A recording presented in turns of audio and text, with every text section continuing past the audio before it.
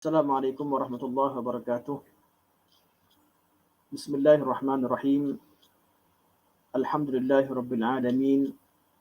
Nahmadullah ta'ala wa nashkuruh. Wa nusalli wa nusallimu ala sayyidina Muhammadin alladhi ballagha risalah wa adda al-amanah wa nasaha al-ummah hatta atahu al-yaqin wa ala alihi wa sahbihi ajma'in. Subhanaka la ilma lana illa ma 'allamtana innaka antal alimul hakim. Rabbi shrah li sadri wa yassir li amri wahlul 'uqdatam min lisani yafqahu qawli, amma ba'd. Fa inna asdaqal hadits kitabullah wa khairal hadi hadi Muhammadin sallallahu alaihi wasallam wa syarrul umuri muhdatsatuha wa kullu muhdatsatin bid'ah wa kullu bid'atin dhalalah wa kullu dhalalatin finnar. Thumma amma ba'd. Pertamanya, mari kita merafakkan setinggi-tinggi kesyukuran kepada Allah Subhanahu wa taala di atas hidayah taufiknya dapat kita meneruskan sesi kuliah kita pada bulan ini dengan tema Jahmiyah, dan tajuk yang Ana akan bawa pada pagi ini adalah doktrin Jahmiyah dan bantahan ke atasnya, dan bantahan terhadapnya. Ada disebut kalimah Jahmiyah pada asalnya merujuk kepada ajaran yang disebarkan oleh Jaham bin Safwan. Jaham bin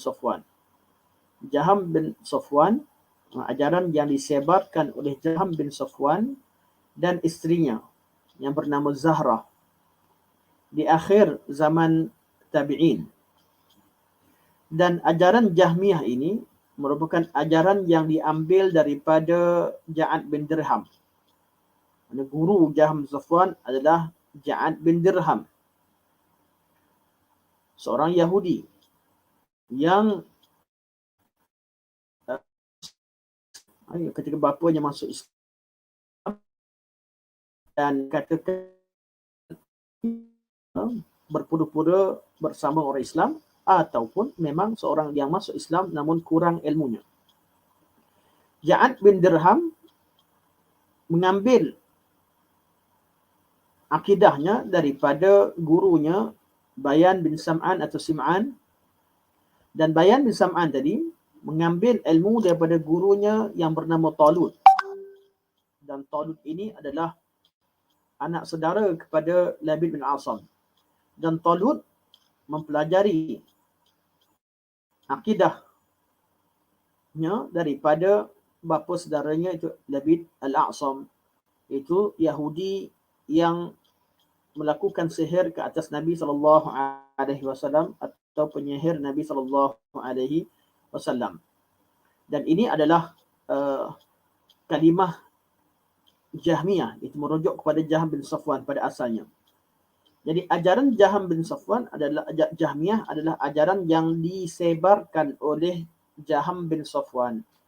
Bila disebutkan disebarkan oleh Jaham bin Safwan, artinya disebarkan oleh Jaham bin Safwan dan isterinya, artinya ajaran tadi berasal daripada orang lain. Kerana Jaham bin Safwan dia adalah penyebarnya dan mengembangkan akidah yang dipelajari daripada gurunya. Jadi boleh dikatakan bahawa ajaran Jahmiyah memiliki, dari segi sejarahnya, kita boleh sebutkan bahawa pengasas pertama terhadap ajaran Jahmiyah sebenarnya adalah Ja'ad bin Dirham. Ja'ad bin Dirham. Jadi ajaran Jaham bin Safwan adalah merupakan pengembangan daripada ajaran asal, iaitu ajaran Ja'ad bin Dirham. Ja'ad bin Dirham lah yang memulakan, yang orang pertama dalam sejarah yang mula menzahirkan fahaman-fahaman Jahmiyah. Walaupun ajaran itu disebabkan kepada Jaham, sebab Jaham anak muridnya yang menyebarkan, yang terkenal, yang suka berdebat. Dan pada zaman Jaham boleh diterima masyarakat yang berada di Khurasan ketika itu boleh menerima dan suka dengan beberapa mereka ditimpa dengan fitnah suka berdebat. Yang asalnya adalah Ja'ad bin Dirham. Ja'ad bin Dirham apabila dia mula mengeluarkan ideanya, mula mempromosikan akidahnya dan mula bercakap tentang akidahnya, termasuk dalam mengatakan bahawa Al-Quran itu makhluk, maka ketika itu dia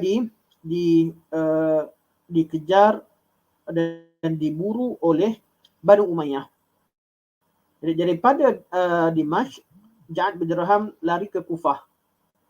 Ketika dia tinggal di Kufah, masa itulah Jaham bin Safwan yang tinggal di Kufah sempat berguru dengan Ja'ad bin Dirham.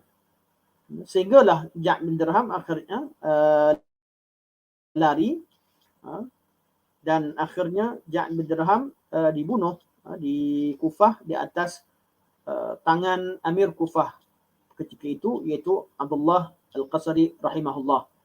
Amir dan wakil gubernur kepada Hisham bin Abdul Malik. Dan peristiwa ini berlaku pada tahun 128 Hijriah.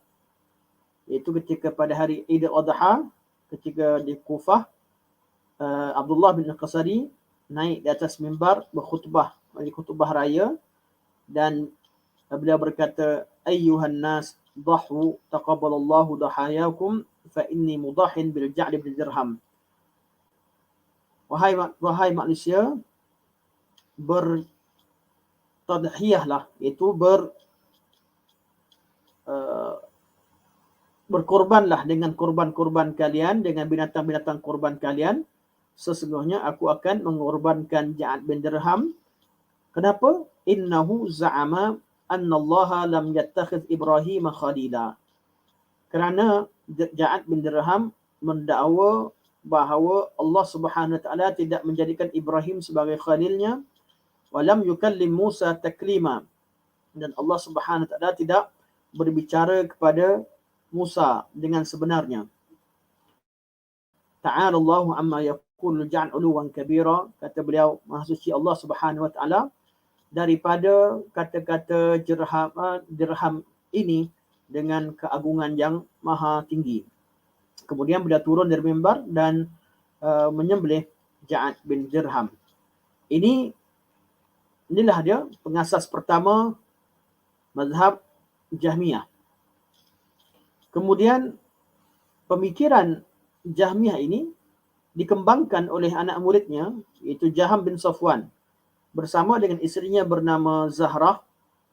Dan Jaham ini memiliki kelebihan, iaitu seorang yang sangat fasih berbicara, suka berdebat, dan dia disifatkan sebagai bukan seorang penuntut ilmu. Seorang yang suka berdebat dan suka mengambil ilmu daripada perdebatan. Cara dia tuntut ilmu adalah dengan melalui perdebatan, beberapa siri perdebatan yang dilakukan. Dan sifatnya begini menyebabkan golongan Sumaniyah, iaitu golongan golongan orang-orang kafir Sumaniyah daripada India, salah satu daripada cabang agama Hindu ataupun Buddha, iaitu Sumaniyah, datang daripada India, datang dituju kepada Jaham bin Safwan, dan berlakulah dialog antara mereka seperti mana disebutkan oleh Imam Ahmad. Dan ana rasa tidak perlu ana ulang kembali kerana ana dimaklumkan bahawa Al-Fadil Ustaz Aziz Sabri telah menyentuhnya berkaitan dengan perdebatan yang berlaku antara Jaham bin Safwan dan golongan Sumaniyah, iaitu golongan Lokayata. Jadi mereka ini berlakulah perdebatan sehingga diketahui bahawa bila Jaham dia tidak dapat menjawab soalan-soalan yang dikemukakan oleh golongan Sumaniyah. Kerana golongan Sumaniyah ni mereka mempunyai satu kepercayaan akidah bahawa tidak ada sesuatu hakikat kecuali apa yang dapat dirasakan, yang dapat dilihat, yang dapat didengar, sesuatu yang dapat dikesan oleh panca indera. Jadi soalan-soalan yang dikemukakan seperti mana yang tersebut dalam kitab Al-Imam kitab Rad' al-Jahmiyah wa Zanadiqah kitab Imam Ahmad yang dibacakan oleh Fadil Ustaz Aziz Sabri, merupakan soalan-soalan yang menyebabkan Jaham bin Safwan terdiam. Dia bukan seorang penuntut ilmu dan dia tidak tahu bagaimana cara untuk menjawab soalan-soalan tersebut. Akhirnya dia menjadi terpinga-pinga sehingga dia merasa ragu dengan agama Islam dia sendiri, dan dia berhenti solat selama 40 hari sebelum dia dapat idea untuk jawab soalan Sumaniyah dengan konsep Ruhul Kudus yang wujud dalam agama sebahagian agama Kristian, iaitu pada mana wujud dalam konsep the Holy Spirits yang ada pada agama Kristian. Akhirnya dia menggunakan konsep Ruhul Kudus tadi untuk menjawab persoalan-persoalan yang dikemukakan oleh golongan Sumaniyah. Jadi seperti mana disebutkan oleh Fadil Ustaz Aziz Sabri, golongan Jahmiyah ini ketika membicarakan tentang Allah Subhanahu wa taala, dan mereka akan sering menggunakan hujah ruh.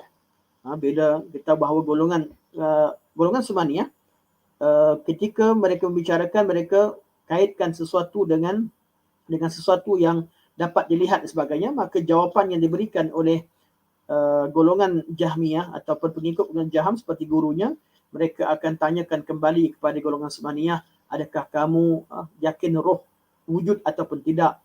Kalau ia wujud, di mana ianya wujud? Dan adakah kamu lihat dan sebagainya? Ini jawapan logik yang didapati daripada yang berasal daripada kalimah-kalimah Jaham bin Safwan.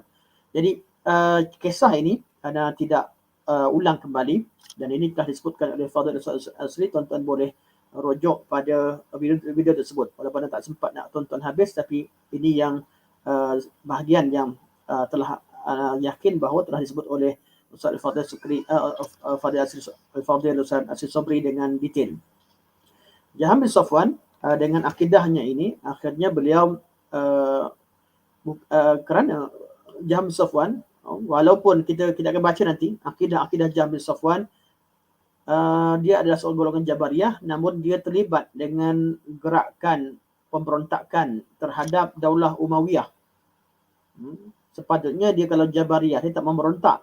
Artinya apa yang dikemukakan tu dalam akidah Jabariyah tak sama dengan praktikal hariannya. Jaham bin Safwan terlibat dengan pemberontakan yang dilakukan oleh Al-Harith ibn Suraish At-Tamimi terhadap Daulah Umayyah di Khurasan.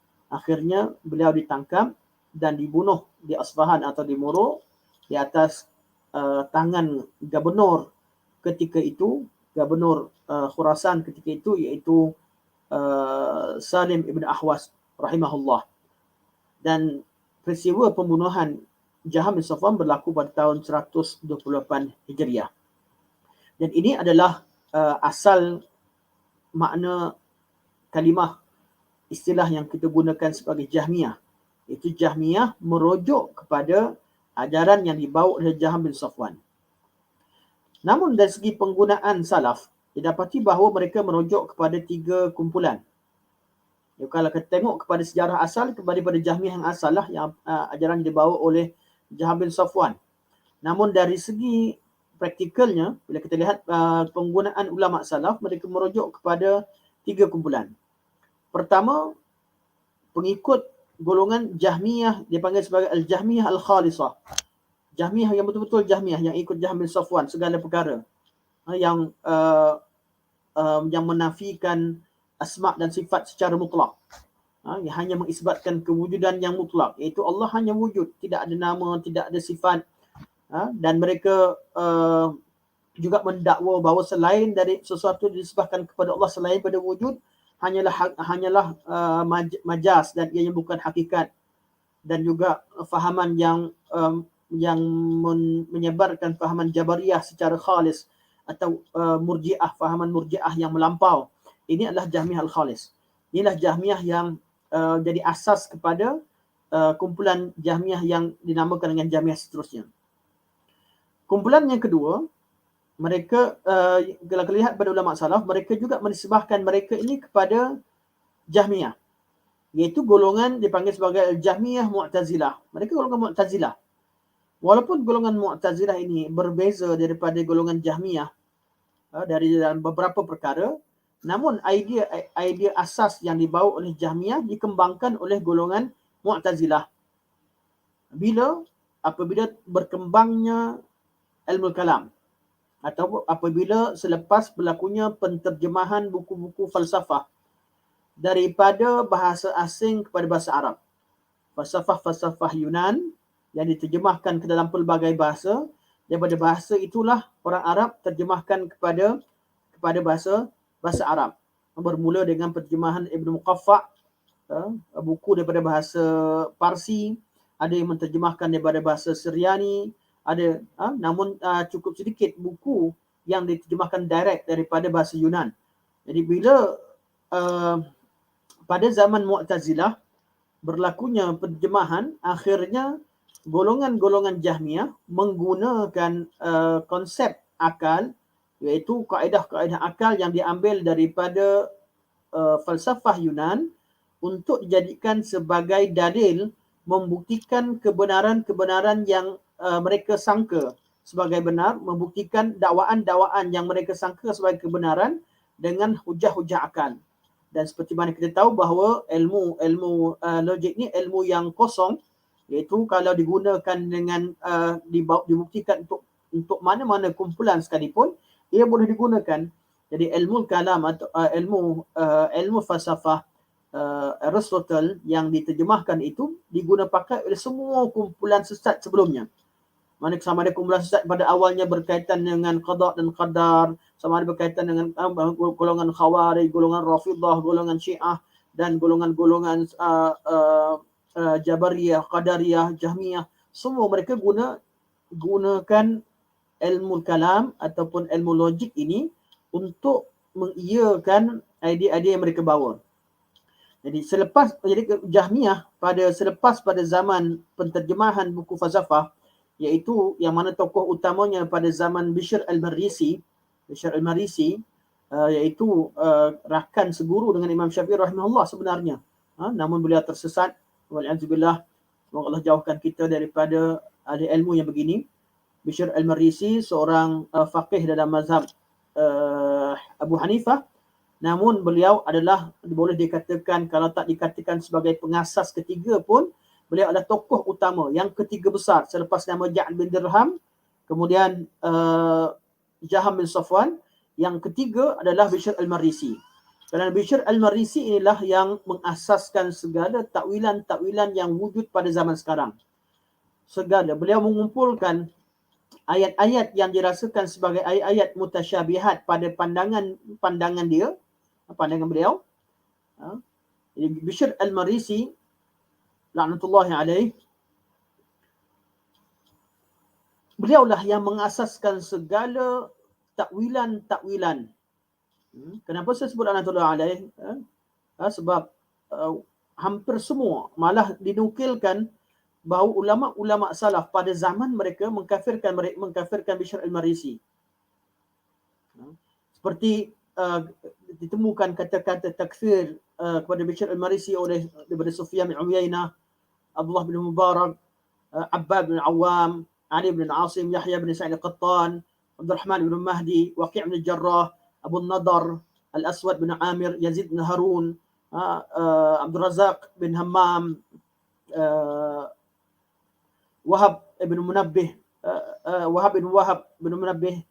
Al-Humaidi, guru kepada Imam Bukhari, Ali Al-Madini, dan lain-lain lagi. Mereka ini telah mengkafirkan Bishr al-Marisi di atas perbuatannya, iaitu bukan sekadar membawa idea-idea Jahmiyah yang telah dikafirkan, diijma'kan kekufurannya, malah Bishr al-Marisi menggunakan kepintarannya dalam ilmu falsafah dan ilmu kalam, mengiyakan dan mengiyakan akidah Jahmiyah dan menghiaskannya dengan hiasan hujah akal, dan memperlihatkan kalau zaman Jaham bin Safwan tak ada orang nak ikut. Pada zaman Ja'ad bin Dirham orang tak ikut, orang nampak tu kufur. Tapi sampai pada zaman Bishr al-Marisi, bila pandangan tadi dihiaskan dengan hujah-hujah akal yang waham, namun orang-orang jahil terpengaruh dengannya. Malah ada sebagian ramai juga di kalangan ulama-ulama yang yang ditafsirkan bukan ulama tapi ahli ilmu yang dikatakan terpelajar pengaruh dengannya, maka Bishr al-Marisi dikatakan sebagai punca utama menyebabkan ajaran Jaham bin Safwan ini berkembang. Dan beza antara Jaham bin Safwan, Ja'id bin Dirham dan Jaham bin Safwan, mereka diburu oleh pemerintah. Namun Bishr al-Marisi, pada zaman Bishr al-Marisi adalah orang penting dalam negara, mempunyai jawatan, dilantik. Bishr al-Marisi ni antara anak-anak murid kepada Abu Yusuf al-Qadi. Jadi dia mempunyai jawatan dalam negara, dalam negara, dalam Bani Umayyah, Bani Abbasiyah. Dia mempunyai pengaruh, disebabkan oleh Bishr masih mempunyai pengaruh, dan dia menyebarkan pengaruhnya melalui ilmu logik, ilmu akal yang tersebar pada zaman tersebut, dan ramai di kalangan pelajar pada zaman itu merasa hebat bila seseorang itu merasa kagum dengan orang yang memiliki ilmu akal, terutamanya golongan aqliyin, bukanlah dari kalangan muhaddisin. Mereka dari pelajar-pelajar yang tidak mendalami atau tidak memahami hadis, tidak mendekati dengan ulama hadis, tidak belajar daripada ulama sebenar, daripada ahli hadis ketika itu. Mereka pergi belajar kepada golongan Mu'tazilah tadi. Kerana pada zaman inilah tersebarnya pemikiran-pemikiran Jahmiyah dengan wajah baru, iaitu bukan dengan menolak nas dengan zahir, malah mereka menghiaskan yang takwilan yang dibuktikan secara syubhah, dengan dibuktikan atau ditakwilkan dengan digandingkan dengan dalil-dalil tertentu. Maka akhirnya berkembanglah akidah Jahmiyah di bawah pengaruh Bishr al-Marisi, sehingga takwilannya ini mempengaruhi beberapa ulama fiqh, antara Ibnu Fawraq, Ibnu Fawraq, mempengaruhi Al-Baghdadi, mempengaruhi Syaristani, Juwaini, Razi, Al-Maturidi dan sebagainya. Dan hatta pandangan ini juga mempengaruhi mutaakhirin dari kalangan Syairah dan Maturidiyah, itu selepas pada zaman Al-Juwaini dan juga pada zaman Juwaini dan juga lepas pada zaman Al-Juwaini juga Ar-Razi. Jadi inilah pengasas ketiga, boleh kata pengasas ketiga ataupun orang utama yang menyebarkan pemikiran Jahmiyah. Walaupun Bishr al-Marisi lebih kepada Mu'tazilah, beliau ni lebih kepada Mu'tazilah, namun dengan kewujudan beliau lah menyebabkan, dan juga kawan-kawan beliau, menyebabkan ajaran Jahmiyah itu berkembang pada zaman Abbasiyah. Kemudian datang tokoh keempat yang merupakan kepada kejahatan yang berlaku pada zaman Imam Ahmad, iaitu dalam peristiwa Mihnah, disebabkan oleh lelaki ini, Imam Ahmad radhiyallahu anhu rahimahullah, ditangkap, diseksa, disebat, disebat dan dihentikan daripada mengajar agama dan berfatwa, tidak dibenarkan keluar dari solat berjemaah sebagainya, iaitu Ibn Abi Du'ad, Ahmad Ibn Abi Du'ad. Ini secara sejarahnya dia lebih kepada pengaruh politik, menggunakan pengaruh politiknya sebagai penasihat kepada raja ketika itu, kepada Khalifah Al-Ma'mun dan juga beberapa khalifah selepasnya. Dia menggunakan pengaruh politiknya untuk memaksa, mempengaruhi khalifah. Akhirnya khalifah memaksa mazhab Mu'tazilah dijadikan sebagai mazhab rasmi kepada negara, walaupun keadaan tidak berapa lama, namun cukuplah beberapa keadaan daripada tahun 218 hingga tahun 236-37. Tempoh masa itu tempoh masa yang perit, tempoh masa yang dalam sisi gelap dalam sejarah akidah yang wujud pada zaman pemerintahan Abbasiyah. Jadi ini sebagai asas dan juga mukadimah kita, dan bukan mukadimah, sebenarnya ini adalah asas kepada untuk pemahaman kita terhadap idea-idea yang dibawa dalam ajaran ataupun doktrin, asas kepada pemahaman kita terhadap doktrin-doktrin yang dibawa oleh ajaran Jahmiyah. Okey, jadi kita tahu bahawa ulama salaf bila sebut Jahmiyah, mereka kadang-kadang maksudkan adalah ajaran-ajaran yang dibawa oleh Ja'ad bin Dirham dan juga ajaran-ajaran yang dibawa oleh Jaham bin Safwan, ataupun kadang-kadang mereka maksudkan adalah golongan Jahmiyah Mu'tazilah, iaitu golongan yang mengisbatkan sifat, mengisbatkan kewujudan Allah dengan nama dan wujud dan nama Allah Subhanahu Wa Taala, namun menafikan sifat. Arti menafikan artinya mereka mentakwilkan segala sifat. Kadang-kadang juga dinisbahkan kepada semua kelompok yang datang kemudian, yang mengambil cara, idea dan ideologi dan doktrin-doktrin dan juga cara istidlal yang digunakan pakai oleh Jahmiyah. Termasuk golongan yang dikenali sebagai golongan Al-Mutakallimah As-Sifatiyah atau Jahmiyah Ahlul Kalam min As-Sifatiyah, dari kalangan Asy'ariyah, Maturidiyah, Kullabiyah dan orang-orang yang seumpama dengan mereka, iaitu mereka bukanlah Jahmiyah yang sepenuhnya, namun menggunakan idea-idea Jahmiyah dalam berhujah, menjadikan kaedah penghujahan Jahmiyah itu sebagai asas kepada mereka dalam membuktikan akidah-akidah yang mereka bawa. Dan ini adalah dikenali sebagai golongan Jahmiyah Ahlul Kalam As-Sifat, Ahlul Kalam min As-Sifatiyah, atau dipanggil Al-Jahmiyah Al-Mutakallimah As-Sifatiyah. Mereka ini kenapa mereka dimaksud As-Sifatiyah? Mereka mengisbatkan sifat. Namun sifat yang mereka isbatkan mereka pilih. Mereka hanya mengisbatkan sifat-sifat ma'ani dan mereka dan sifat-sifat yang bukan sifat-sifat khabariyah akliyah. Sifat khabariyah yang sama, yang logik dengan akal. Manakala sifat-sifat khabariyah yang tak logik dengan akal, yang dengan akal mereka, iaitu dengan teori kalam yang mereka bawa, mereka mentakwilkannya. Mereka tidak menerimanya, mereka mentakwilkannya atau mentafsirkannya. Ini kadang-kadang walaupun kita bila sebut Jahmiyah, kita cerita tentang akidah kufur, tidak merujuk kepada mereka, namun gaya penghujahan yang dibawa oleh golongan ini, iaitu golongan Mutakallimah As-Sifatiyah di kalangan Kullabiyah dan juga yang pengaruh dengannya itu Asy'ariyah, Maturidiyah sebagainya, masih menggunakan dalil-dalil kalam dan kaedah yang sama. Terutamanya nanti kita lihat nanti golongan mutaakhirin. Golongan mutaqaddimin, mereka hanya menafikan sifat-sifat fi'liyah, namun golongan mutaakhirin mereka melampau sehingga menafikan banyak perkara yang diisbatkan oleh golongan mutaqaddimin. Dan inilah dia penggunaan makna Jahmiyah ketiga-tiganya. Jadi kita tahu sekarang ni maksud Jahmiyah dimasukkan yang mana, dan apa yang akan saya ketengahkan dalam kuliah kita yang dalam masa satu jam lagi ni adalah mengemukakan idea-idea dan doktrin yang dibawa oleh kesemua kumpulan ini secara ringkas.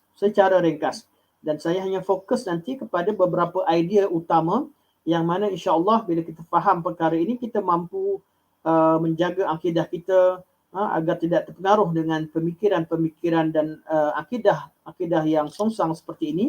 Dan insya-Allah walaupun dengan apa yang dibincangkan secara ringkas, insya-Allah dan kita mampu mendepani golongan ini. Kerana bidang berkaitan dengan berhujah dengan golongan Ahlul Kalam satu bidang yang sangat satu topik yang sangat luas, dan ini satu bidang yang tersendiri. Maka yang kita kemukakan hanyalah yang saya pilih yang mana saya rasakan yang paling penting untuk kita bincangkan. Okey. Jadi apakah akidah yang dibawa oleh golongan Jahmiyah? Dan seperti mana kita ketahui, sebelum kita pergi lagi, asal usul ajaran Jahmiyah daripada mana? Bila kita tengok sejarah tadi, asal usul kita boleh bahagikan kepada dua. Satu, daripada sumber luar, iaitu ajaran-ajaran yang memang diambil daripada agama Yahudi. Kerana kita tahu bahawa Jaham ambil daripada Ja'ad bin Dirham, Ja'ad bin Dirham ambil daripada Bayam bin Sim'an, Bayam bin Sim'an ambil daripada Talut, Talut mengambil daripada Labid bin Asam. Jadi ajaran Yahudi, dan Yahudi memang mereka ajaran-ajaran menafikan sifat Allah Subhanahu Wa Taala atau menisbahkan kekurangan pada Allah dan sebagainya. Ini sifat Yahudi. Akidah tasybih juga daripada Yahudi. Jadi pengaruh ajaran Jabariyah yang ada pada Yahudi, pengaruh ajaran menafikan sifat pada Yahudi itu memang wujud. Jadi kerana punca utama kenapa Jahmiyah ni tersesat, kerana dia ambil sumber daripada agama luar, iaitu agama Yahudi, juga agama As-Sabi'ah, falasifah As-Sabi'ah, dan juga daripada falasifah Ad-Dahriyin atau Sumaniyah yang kita bincangkan tadi. Jadi golongan Jahmiyah ni sumbernya, sumber agama dia dua. Satu daripada agama luar, iaitu daripada agama Yahudi. Yang kedua, berdua agama Yahudi, kemudian daripada falsafah Sabi'iyah atau Sabi'ah, golongan falsafah musyrikin yang wujud pada falsafah yang wujud pada zaman jahiliah lagi, dan falsafah akhirnya mereka juga terpengaruh dengan falsafah Dahriyin, falsafah Sumaniyah apabila Jaham bin Safwan mula berdebat dengan golongan Sumaniyin. Dan inilah dia kemunculan Jaham bin Safwan yang mengambil idea-idea daripada luar, yang ambil daripada luar. Kita akan jumpa nanti bukan setakat itu saja, mana golongan kita nampak macam mana sejarah, macam mana dia belajar daripada falsafah Sabi'ah yang berada di Harran, dengan Manawiyah yang ada golongan Majusi dan sebagainya. Banyak, dan penting sumbernya sumber selain beragama Islam. Sumber yang kedua, setelah dia mempelajari ilmu akal yang mana memang wujud, Jaham bin Safwan dan juga pengikut mereka ada sumber lain lagi, sumber dalaman. Sumber luaran ialah sumber yang mereka copy paste daripada agama lain, dan sumber kedua adalah sumber dalaman. Apa itu sumber dalaman? Ialah sumber kias ataupun logik akal yang mereka rasakan benar. Sumber logik akal dan penafsiran mengikut hawa nafsu mereka sendiri. Yang kita tahu bahawa sejarah asalnya akidah ini, akidah menafikan sifat dan sebagainya, akidah menafikan sifat, akidah jabar, akidah irja dan sebagainya diambil daripada agama luar, daripada golongan Yahudi, golongan Dahriyin, Sumaniyah, golongan Sabi'ah dan sebagainya. Namun setelah mereka import, mereka buktikan dengan apa? Mereka buktikan dengan ilmu akal. Mereka buktikan dengan kaedah-kaedah yang mereka terima daripada, ambil daripada kaedah golongan falsafah Yunan, terutamanya falsafah Aristotle. Jadi falsafah Aristotle yang berkaitan dengan jauhar arat dan sebagainya digunakan sebagai asas untuk membuktikan kebenaran yang mereka bawa. Jadi kemudian ini dua sumbernya. Manakala Al-Quran dan Sunnah hanya dibawa untuk dan diterima apabila bersepakatan dengan ataupun menyamai ataupun tidak bertentangan dengan apa yang sedia wujud pada agama mereka. Jadi mereka asalnya mengambil idea daripada luar, mereka ambil belajar daripada mana secara riwayatnya ambil daripada Ja'ad bin Dirham. Ja'ad bin Dirham mengambil daripada Bayan bin Sam'an, mengambil daripada Talut, ini pertama, dan juga belajar dari guru-guru yang lain. Dia mengambil daripada hasil-hasil perdebatan, siri-siri perdebatan yang dilakukan oleh Ja'ad bin Dirham, Jaham bin Safwan bersama dengan golongan Sumaniyah dan golongan-golongan musyrikin yang lain. Ambil di sana. Dan yang keduanya mereka sabitkan dengan logik akal. Inilah sumber asal. Inilah sumber asal ajaran Jahmiyah. Sebab itu mereka dikafirkan oleh ulama-ulama pada zaman tersebut. Kemudian kerana mereka ni orang Islam, mereka tidak tinggalkan ayat Quran dan hadis. Mereka bandingkan apa yang mereka telah isbatkan dengan logik akal mereka dengan ayat Al-Quran dan hadis Nabi SAW. Maka sesuatu yang didapati tidak bertentangan dengan akal dan logik mereka, mereka terima. Manakala ayat-ayat Quran dan ayat hadis-hadis yang dirasakan tidak sesuai dengan mereka, mereka akan tolak dengan pelbagai cara yang akan kita bincangkan. Jadi ini adalah asas kepada kita nak faham kenapa wujudnya golongan Jahmiyah. Bukan kerana ayat Quran tidak jelas, bukan kerana tidak ada hadis, bukan kerana tidak ada qaul salaf, bukan kerana tak ada ulama, bukan kerana tak ada orang alim, bukan kerana orang Islam tak ada pegangan ketika itu terpaksa pergi kepada agama lain. Tidak. Namun kerana faktor-faktor yang kita sebutkan tadi, memang mereka ajaran mereka diambil daripada agama lain oleh orang jahil, iaitu Jahm bin Safwan, seorang yang jahil namun pintar berbicara, dan kemudian akhirnya disokong oleh orang-orang yang mengetahui agama, yang menggunakan agamanya itu untuk membuktikan kebenaran sebahagian daripada yang dirasakan benar, idea-idea yang dirasakan benar yang wujud pada golongan ini. Sebenarnya mereka berada dalam syubhah yang sangat besar. Suatu ulama salaf sangat tegas pendirian mereka terhadap ilmu kalam. Mereka tolak dengan sekeras-kerasnya seperti mana yang kita ketahui, yang kita bincangkan. Dan saya rasakan ini bukanlah perkara yang asing bagi tuan-tuan dan puan-puan yang dirahmati Allah. Okey, kita tengok.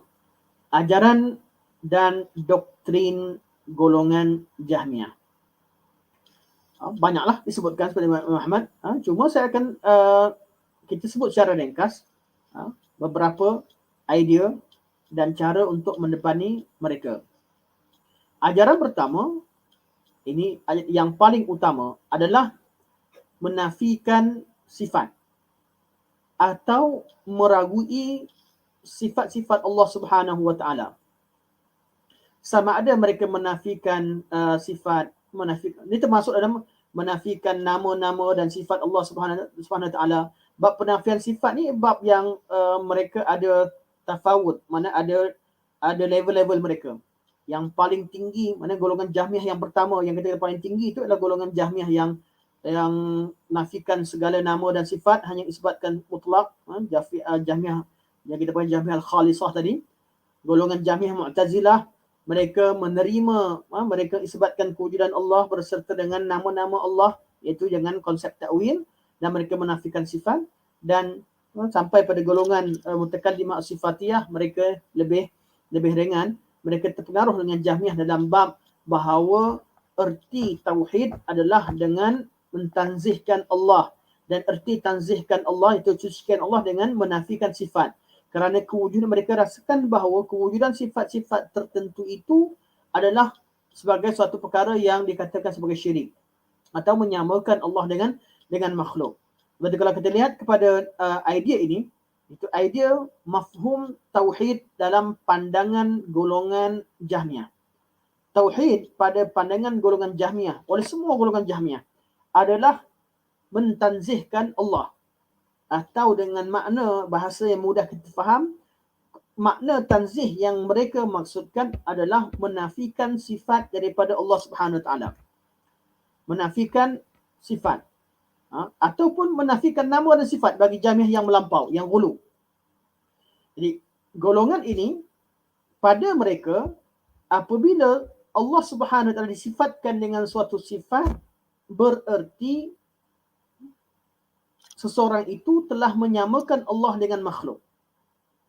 Ini yang dikatakan sebagai tauhid pada mereka.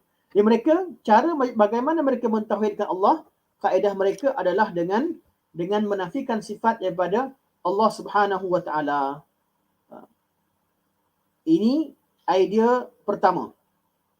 Dan hakikatnya idea menafikan sifat ini, pada hakikatnya orang-orang yang menafikan seperti golongan Jahmiyah yang awal, mereka tidak boleh menafikan kewujudan Allah, kerana ini suatu perkara yang pasti ditolak oleh semua akal yang sihat. Jadi mereka gunakan kaedah ini kerana kita tahu bahawa ajaran ini diasaskan oleh orang kafir, oleh golongan Yahudi sebagainya, dan mereka mempunyai sifat makar terhadap Islam. Mereka memang mahu manusia ni keluar dari agama Islam, maka mereka bawakan kaedah-kaedah tadi. Jadi apabila seseorang itu menafikan, mereka hanya mengisbatkan Allah itu wujud secara mutlak, dan menafikan asma, Allah tak ada nama, Allah tak ada sifat, hakikatnya mereka sebenarnya ingin mengajak manusia kepada mengingkari kewujudan Allah Subhanahu Wa Taala. Kenapa? Kerana tidak ada sesuatu pun yang wujud tanpa nama dan sifat. Takkan ada. Sebab tu golongan Jahmiyah cuba, bila mereka terpengaruh dengan idea yang dibawa bahawa bila sifat sabitkan Allah dengan satu sifat, artinya menyamakan Allah makhluk, jadi tak boleh bagikan nama pada Allah, tak boleh isbatkan nama Allah, tak boleh sifatkan Allah segala sesuatu. Bila mereka sampai pada tahap begini, wali'azibillah, mereka ini akhirnya seolah-olah menafikan kewujudan Allah Subhanahu Wa Taala, dan itulah hakikatnya. Sebab itulah kata Ibn Qayyim rahimahullah, mereka ini telah dikafirkan oleh ulama pada zaman tersebut lebih daripada 500 orang alim. Antaranya kalam Abdullah bin Mubarak, imam mulia, imam yang agung, yang terkenal, beliau kata inna lanahki aqwalul yahud wan nasara wa la nahki aqwalul jahmiyah. Kami boleh menukilkan kata-kata Yahudi dan Nasrani, tapi kami tak sanggup nak nukilkan kata-kata Jahmiyah. Sebab Yahudi Nasrani, dia tahu dah dia Yahudi Nasrani, kita tak peduli. Sebab mereka orang kafir. Tapi Jahmiyah ini mengaku sebagai Islam, namun pemikiran-pemikirannya ialah pemikiran Yahudi, pemikirannya pemikiran Nasrani. Yahudi pada asalnya, Nasrani setelah dia berdebat dengan golongan Simaniyah, dengan konsep Ruhul Kudus yang dibawa dalam agama Nasrani. Okey.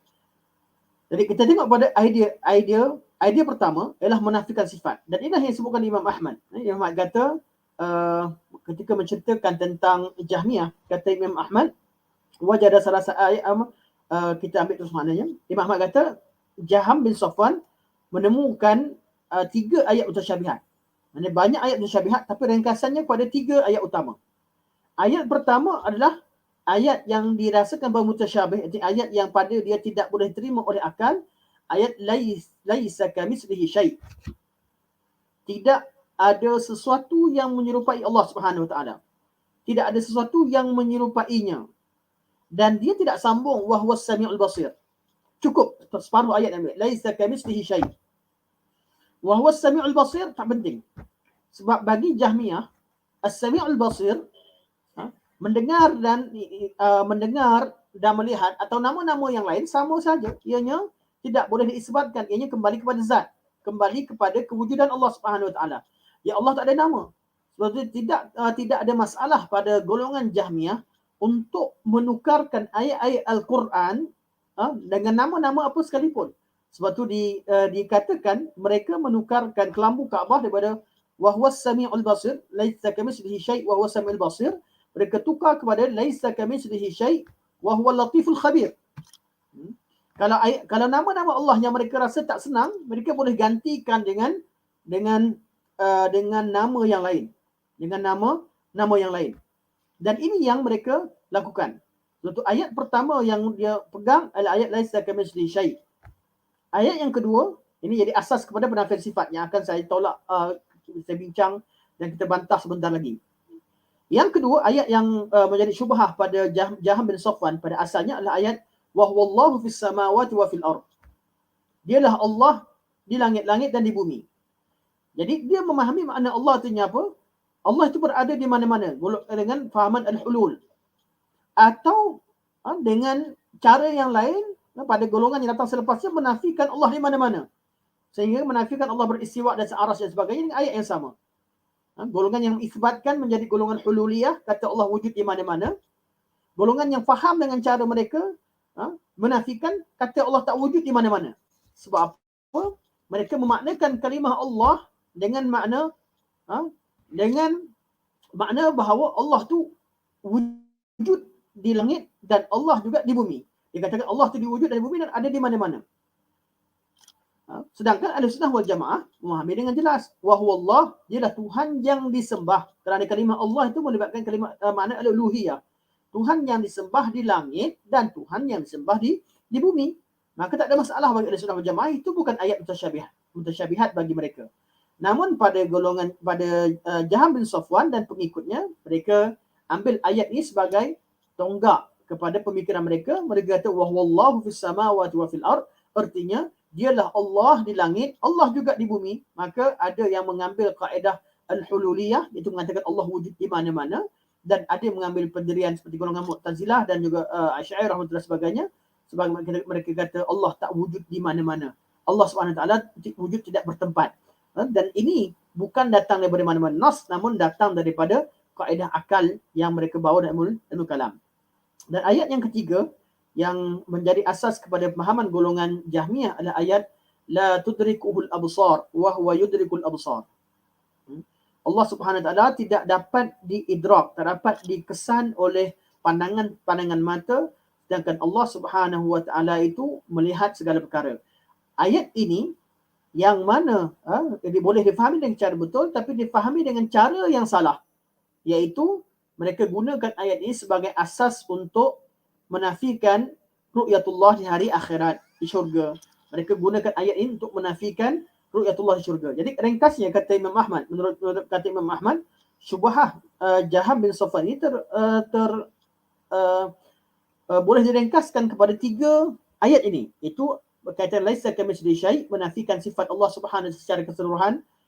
Yang termasuk dalam bab ini bab menafikan sama ada bab menafikan sifat kalam bagi Allah Subhanahu Wa Taala, atau mengatakan Al-Quran itu adalah makhluk, atau mengingkari sifat mahabbah dan al-khullah, ataupun menafikan sifat istiwa, semua sekali masuk dalam bab ayat mereka gunakan laisa kamitslihi syai'. Kita akan bincangkan nanti insya-Allah.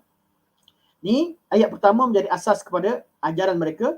Ayat yang kedua, wahullahu fis samawati wa fil ard, ialah ayat yang dipakai oleh golongan Jahmiyah di kalangan Batiniyah. Mereka ni asal daripada golongan Sufi yang jahil, dan asal daripada golongan Syiah yang Batiniyah jahil. Akhirnya mereka mengambil idea hululiyah yang asalnya daripada agama luar, dan mereka buktikan dengan kaedah Ibnul Kalam yang dibawa oleh Jahm bin Safwan. Dan ayat yang ketiga adalah ayat yang mereka gunakan untuk menafikan Allah Subhanahu Wa Taala dapat dilihat di hari akhirat. Kerana apa? Kerana mereka sejak pada awalnya mereka menafikan wujudnya sifat pada Allah. Jadi kalau mereka mengisbatkan sifat ru'yatullah di akhirat, artinya mereka telah mengaku kalah dengan prinsip pertama yang mereka bawa, laisa kamitslihi syai' dalam masalah sifat. Jadi kalau kita kumpulkan semua sekali syubhat yang dibawa oleh ketiga-tiga ayat ini yang disebut oleh Imam Ahmad, dia kembali kepada ayat pertama, iaitu laisa kamitslihi syai'. Mereka kata tidak ada sesuatu yang sama dengan Allah Subhanahu Wa Taala. Dan mereka tak kata wahwa samiul basir. Artinya mereka menafikan semua sifat, semua sesuatu tak ada sama dengan Allah, termasuk sesuatu yang Allah Subhanahu Wa Taala beritahu, yang Allah Subhanahu Wa Taala firmankan. Dan inilah dia asas pada pemikiran Jahmiyah. Dan pemikiran Jahmiyah, kat mana yang menjadikan mereka ni boleh tersebar, sedangkan mereka ni bawa pemikiran kufur, kerana mereka sampaikan agama mereka dengan cara talbis, dengan cara tadlis. Dan sampai sekarang Ahlul Batil menggunakan cara demikian, iaitu mereka menipu dengan cara halus. Mereka menggunakan kata-kata yang benar, yang boleh dimaknakan dengan benar dan boleh dimaknakan dengan makna batil, dan mereka akan zahirkan mana-mana ikut kehendak mereka. Iaitu mereka boleh maknakan satu perkara itu dengan kehendak mereka, ikut kepada kesesuaian dan maslahah mereka sendiri.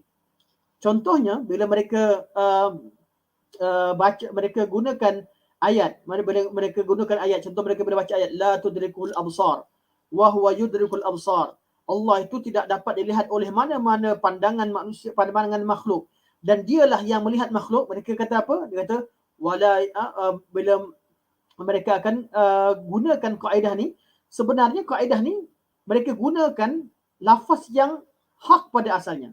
Mereka kata wala yanzur ilaihi ahadun fid dunya. Ini makna yang betul pada asalnya. Mereka gunakan tidak di dunia ini tidak ada siapa-siapa yang melihat Allah Subhanahu Wa Taala. Jadi pada asal hujahnya bila sebut la tudrikul absar, tidak ada orang yang dapat melihat Allah. Tak percaya, tanyalah pada orang kat dunia ini, tak ada siapa dapat lihat Allah Subhanahu Wa Taala. Namun mereka gunakan kaedah tadi dengan apa? Dengan menafikan ru'yatullah yang Allah isbatkan dalam ayat Quranul Karim dalam di hari akhirat. Mereka gunakan formula mereka ini yang berkaitan dengan perkara dunia, yang pada asalnya merupakan qaul yang hak, tapi digunakan untuk tujuan yang batil. Mereka gunakan untuk menafikan ru'yah, melihat Allah di hari akhirat. Akhirnya mereka sesat, menyesatkan, mereka menyalahi zahir Al-Quran, sunnah, dan mereka telah melanggar dengan ijma' salafus salih. Atau tengok ayat yang lain. Mereka kata laisa kamitslihi syai', tak ada sesuatu yang sama dengan Allah. Jadi apa kaedah mereka kata? Mereka kata wa kullama khatara ala qalbika annahu syai' ta'rifuhu fa huwa ala khilafih. Dia kata tiap-tiap kali kalau kamu membayangkan dalam kepala kamu, dalam hati kamu, dalam otak kamu, bahawa Allah itu adalah sesuatu yang kamu tahu, kamu dapat bayangkan, Allah bukan begitu. Ini betul. Ini satu kalimah yang betul. Tapi mereka menggunakan kaedah ini bukan untuk mentazihkan Allah, namun mereka gunakan juga untuk menafikan sifat-sifat Allah yang sabit dalam Al-Quran dan Sunnah, dan mereka kategorikan dengan kategori ayat ini ayat mutasyabihat. Mereka kata ini pun termasuk dalam ayat yang kita tak boleh terima kewujudannya. Maka mereka akan tafsirkan semua ayat Allah dengan sifat makhluk agar kaedah tadi boleh dipakai, iaitu kullama khatara ala qalbika annahu syai'un ta'rifuhu fahuwa ala khilafi. Tiap-tiap kali kamu membayangkan sesuatu yang kamu tahu tentangnya, itu Allah tidak begitu. Jadi mereka gunakan, bila wajah mereka maknakan dengan wajah makhluk, akhirnya mereka nafikan. Mereka bila dikatakan berkaitan dengan istiwa, mereka ertikan dengan cara makhluk. Mereka cuba bayangkan mana istiwa Allah tu, kaki Allah. Mereka cuba fitnah dan mereka bawa pendustaan terhadap ahli sunnah, mengatakan bahawa Allah tu duduk kaki terjulur dan sebagainya. Mereka cuba bayangkan perkara ini dan mereka buat penipuan terhadap ahli sunnah wal jamaah. Akhirnya mereka mengatakan bahawa ahli sunnah membayangkan perkara demikian, dan mereka akhirnya menamakan ahli sunnah sebagai golongan musyabbihah. Dan ini adalah asas pertama, kesesatan pertama dalam pada yang wujud pada golongan Jahmiyah. Dan ini ayat berkaitan penafikan sifat Allah yang berasaskan kalimah laisa kamitslihi syai' digunakan untuk semua bab. Jadi kita boleh gunakan, mereka gunakan ayat ini untuk mengingkari segala sifat. Berkaitan dengan sifat Allah secara umum. Berkaitan dengan mengingkari sifat kalam. Ini mengingkari sifat kalam saya tak sentuh dengan detail kerana telah disentuh oleh Al-Fadhil Aziz Sabri. Mengatakan Al-Quran itu makhluk juga telah disentuh oleh Fadhil Asri. Mengingkari sifat mahabbah dan khullah juga disentuh, dan menafikan sifat istiwa. Ini semua dah disentuh secara umum. Jadi saya akan berikan satu kaedah yang umum, iaitu kaedah yang umum berkaitan dengan penafian sifat, dari mana asal kemunculannya. Kenapa boleh ada orang yang boleh menerima bahawa Allah tu wujud tanpa sifat, ataupun Allah wujud dengan sebahagian sifat namun tidak dengan sebahagian sifat yang lain, walaupun yang diberitahu oleh Allah SWT sendiri dalam Al-Quranul Karim. Jadi punca asalnya dari mana? Syubhahnya dari mana? Bila kita tengok pada semua bab berkaitan dengan perkara ini, dengan perkara-perkara ini, kita akan dapati bahawa asas kepada penafian sifat itu berpunca daripada akidah asal golongan Jahmiyah, iaitu golongan yang cuba membayangkan bahawa dengan syubhah yang besar yang mereka bawa, iaitu syubhah tashbih. Okey, kita tengok apa yang kita fokuskan kepada tajuk berkaitan dengan menafikan sifat. Golongan Jahmiyah mengatakan bahawa mentauhidkan Allah, cara kita nak tauhidkan Allah iaitu dengan mentanzihkan Allah Subhanahu Wa Taala, iaitu menyucikan Allah Subhanahu Wa Taala daripada sebarang persamaan. Dan bagaimana cara untuk tanzihkan Allah? Iaitu menafikan segala sifat-sifat yang dirasakan akan menjadikan Allah itu sama dengan makhluk. Ini syubhat pertama. Jadi apa mereka buat? Kata Syekhul Islam Ibn Taimiyah rahimahullah, fal jahmiyatu minal mu'tazilati wa ghairihim yuriduna bit tauhid wat tanzih nafyu jami'us sifat. Golongan Jahmiyah dari golongan Mu'tazilah dan lain-lainnya memaknakan makna tauhid dan tanzih itu adalah menafikan semua sifat. Jadi mereka, kita letak kaedah tauhid dalam erti yang wujud dalam golongan Jahmiyah, golongan pemikiran golongan Mu'tazilah, dinamakan sebagai seorang mentauhidkan Allah apabila dia mentanzihkan Allah dengan cara menafikan sifat. Jadi siapa, betul kata Syekh Islam seterusnya, wa bit tajsim wa tashbih itsbatu syai' minha. Dan mereka namakan sebagai tajsim, itu mujassimah. Tajsim menyatakan Allah tu berjisim, dan tashbih mereka katakan apa dia erti tashbih dan tajsim, artinya adalah itsbatu syai'un minha, iaitu menetapkan sebarang sifat-sifat Allah Subhanahu Wa Taala. Kata Syekh, hatta inna man qala inna Allah yura atau inna lahu ilman fahuwa indahu musyabbih mujassim. Sehingga ada sebahagian mereka mengatakan bahawa siapa sahaja yang mengatakan bahawa Allah Subhanahu Wa Taala boleh dilihat di hari akhirat, dan Allah Subhanahu Wa Taala itu memiliki ilmu, itu memiliki sifat ilmu, maka mereka namakan orang tersebut sebagai mujassim musyabbih. Ini golongan Jahmiyah melampau. Dan termasuk juga dalam golongan ini, kata Syekh, wa katsirun minal mutakallimatil sifatiyah yuriduna bit tauhid wat tanzih nafyu sifatil khabariyah atau ba'daha. Nafyu sifatil khabariyah atau ba'daha. Manakala kebanyakan golongan mutakallimah as-sifatiyah, disebut kalimat mutakallimah as-sifatiyah adalah golongan ahli kalam yang mengisbatkan sebahagian sifat, iaitu dari kalangan Asy'ariyah dan Maturidiyah. Mereka mengisbatkan sifat-sifat tertentu dan mereka menafikan sifat-sifat khabariyah. Mereka mengisbatkan sifat-sifat aqliyah atau sifat-sifat ma'ani. Mereka menafikan semua sifat khabariyah. Mereka ini yuridu nabi tauhid wa tanzih. Dalam pandangan mereka, erti tauhid, mentauhidkan Allah, itu mentanzihkan Allah adalah nafyus sifatil khabariyah, menafikan sifat-sifat khabariyah, iaitu sifat-sifat yang wujud dalam khabar, wujud dalam Al-Quran dan Sunnah, namun tidak bersesuaian dengan ilmu logik atau kaedah logik yang dibawa. Dan oleh itu, siapa sahaja yang mengisbatkan sifat-sifat khabariyah, mereka katakan mereka telah melakukan tajsim dan tashbih. Tajsim dan tashbih. Isbat wa bil tajsim wa tashbih isbatuha au ba'dha au ba'dha. Ini adalah kata Syekhul Islam. Jadi kita tahu bahawa tauhid, jadi tauhid yang ada pada pemikiran kita tak sama dengan tauhid yang dibayangkan oleh golongan Jahmiyah. Tauhid pada umat Islam, kita bincang tentang tauhid rububiyah, uluhiyah, asma sifat, mengesakan Allah Subhanahu Wa Taala dengan nafi dan isbat. Dalam bab rububiyah, dalam bab uluhiyah, bab asma sifat tidak wujud kepada mereka. Pada mereka, tauhidkan Allah adalah dengan sucikan Allah daripada sebarang sifat yang mereka kata tidak layak bagi Allah Subhanahu Wa Taala. Dan itulah pemikiran golongan Jahmiyah. Golongan Jahmiyah. Okey, jadi apa yang berlaku? Apa yang berlaku? Kita boleh ringkaskan rentetan pemikiran Jahmiyah kepada beberapa keadaan, atau kita kata tahap-tahap yang berlaku pada pemikiran golongan Jahmiyah. Pertama sekali, mereka beriktikad bahawa zahir nusus, iaitu makna-makna yang terkandung dalam ayat-ayat Quran dan hadis-hadis Nabi SAW, secara zahirnya adalah tashbih dan tajsim.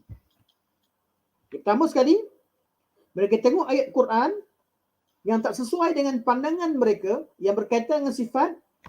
Mereka katakan bahawa mereka beriktikad bahawa ayat ini maknanya mengandungi tashbih dan tajsim. Ini first. Ini asal pada syubhat mereka. Pertama sekali. Kemudian apa berlaku? Kata mereka, ini yang kedua. Selepas mereka iktikad bahawa zahir nusus itu adalah tashbih dan tajsim,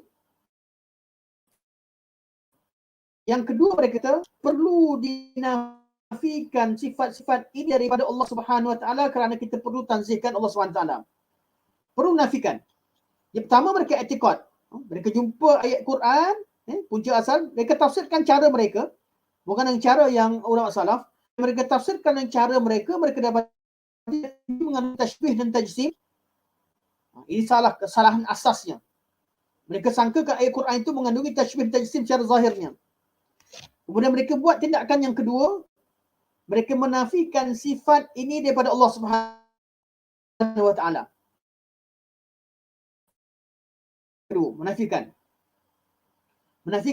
Yang ketiga, mereka cuba buktikan akidah mereka dengan syubhat-syubhat.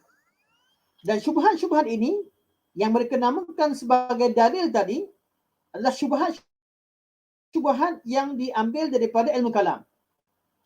Jadi akidah mereka tidak berasaskan Al-Quran. Ayat Al-Quran yang dikatakan tashbih, mereka ayat Quran yang zahir mereka kata tashbih. Kemudian yang kedua mereka menafikan sifat tersebut. Kemudian mereka buktikan. Mereka buktikan dengan apa? Dengan dalil-dalil yang mereka ambil daripada kaedah pemikiran falsafah Yunan. Seperti dalil al-a'rad, dalil terkib, dalil ikhtisas. Kalau sempat saya akan terangkan, kalau tak kita tak penting untuk faham kepada ni. Mereka kata dalil berkaitan dengan jismiyah, al-a'rad, terkib, ikhtisas. Ini semua dalil-dalil yang digunakan oleh ahli kalam. Itulah dalil mereka. Bukan Quran, bukan hadis Nabi SAW. Ini proses ketiga. Tahap ketiga. Mereka bawakan dalil-dalil tadi.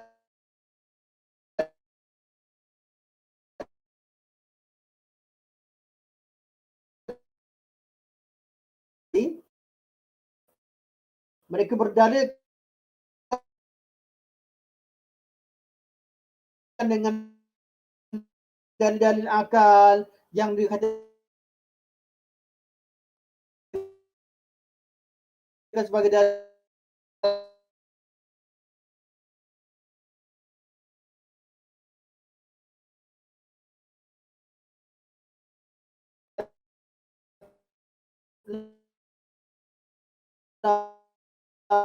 dalil ikhtisas,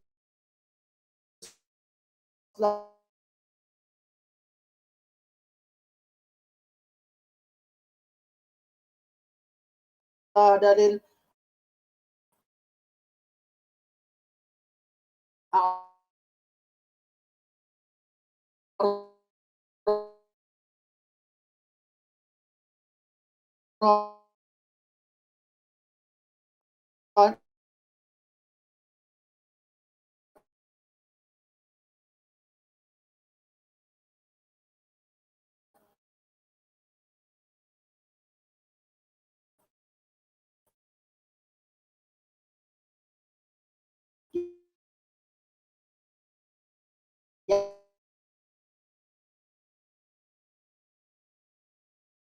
yang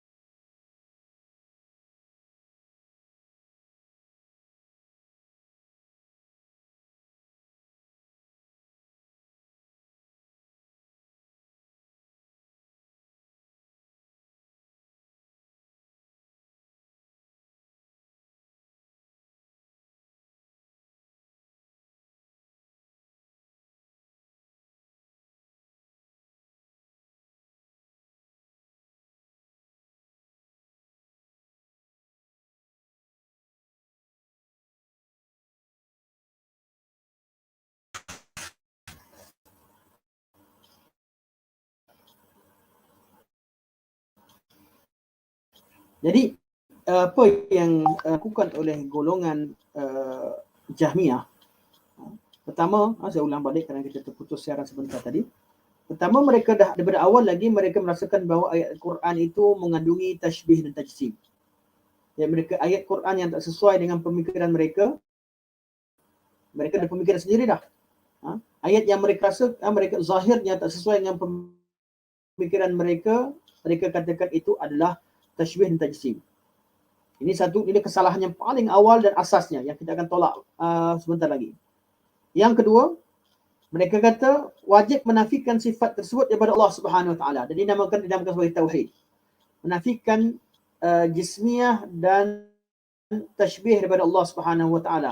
Menafikan tashbih jismiyah muwasalah daripada Allah Subhanahu Wa Taala. Kata mereka. Yang ketiga, mereka akan membuktikan idea mereka dan akidah mereka yang rosak ini dengan dalil-dalil daripada ilmu kalam dan daripada ilmu falsafah. Iaitu mereka menggunakan dalil syubhat al-a'rad, berkaitan a'rad, syubhatul tartib, syubhatul ikhtisas. Mereka akan gunakan semua kaedah-kaedah kalam yang sesuai dengan mereka. Gunakan cara akal. Kaedah ni kaedah yang kering, tak kat mana pun boleh. Jadi mereka gunakan untuk buktikan akidah mereka dengan ilmu tadi. Yang keempat, mereka dakwa apa yang mereka bawa ini, dalil-dalil yang mereka bawa ini, tiap-tiap kumpulan mengatakan bahawa dalil yang kami bawa ini adalah dalil qat'iyah, yaqiniyah. Qat'i, takkan salah. Takkan salah. Dan ini yang mereka lakukan. Ar-Razi dia kata apa? Dia kata, kalau kata-kata Ar-Razi, kita tengok daripada ayat dalam kitab Ma'alim Usuluddin, panjang dia kata, wa amma zawahirun naqliyah al-musy'irah bil jismiyah wal jihah fal jawabul kulli anha anna al-qawati' al-aqliyah dallat ala imtina'il jismiyah wal jihah.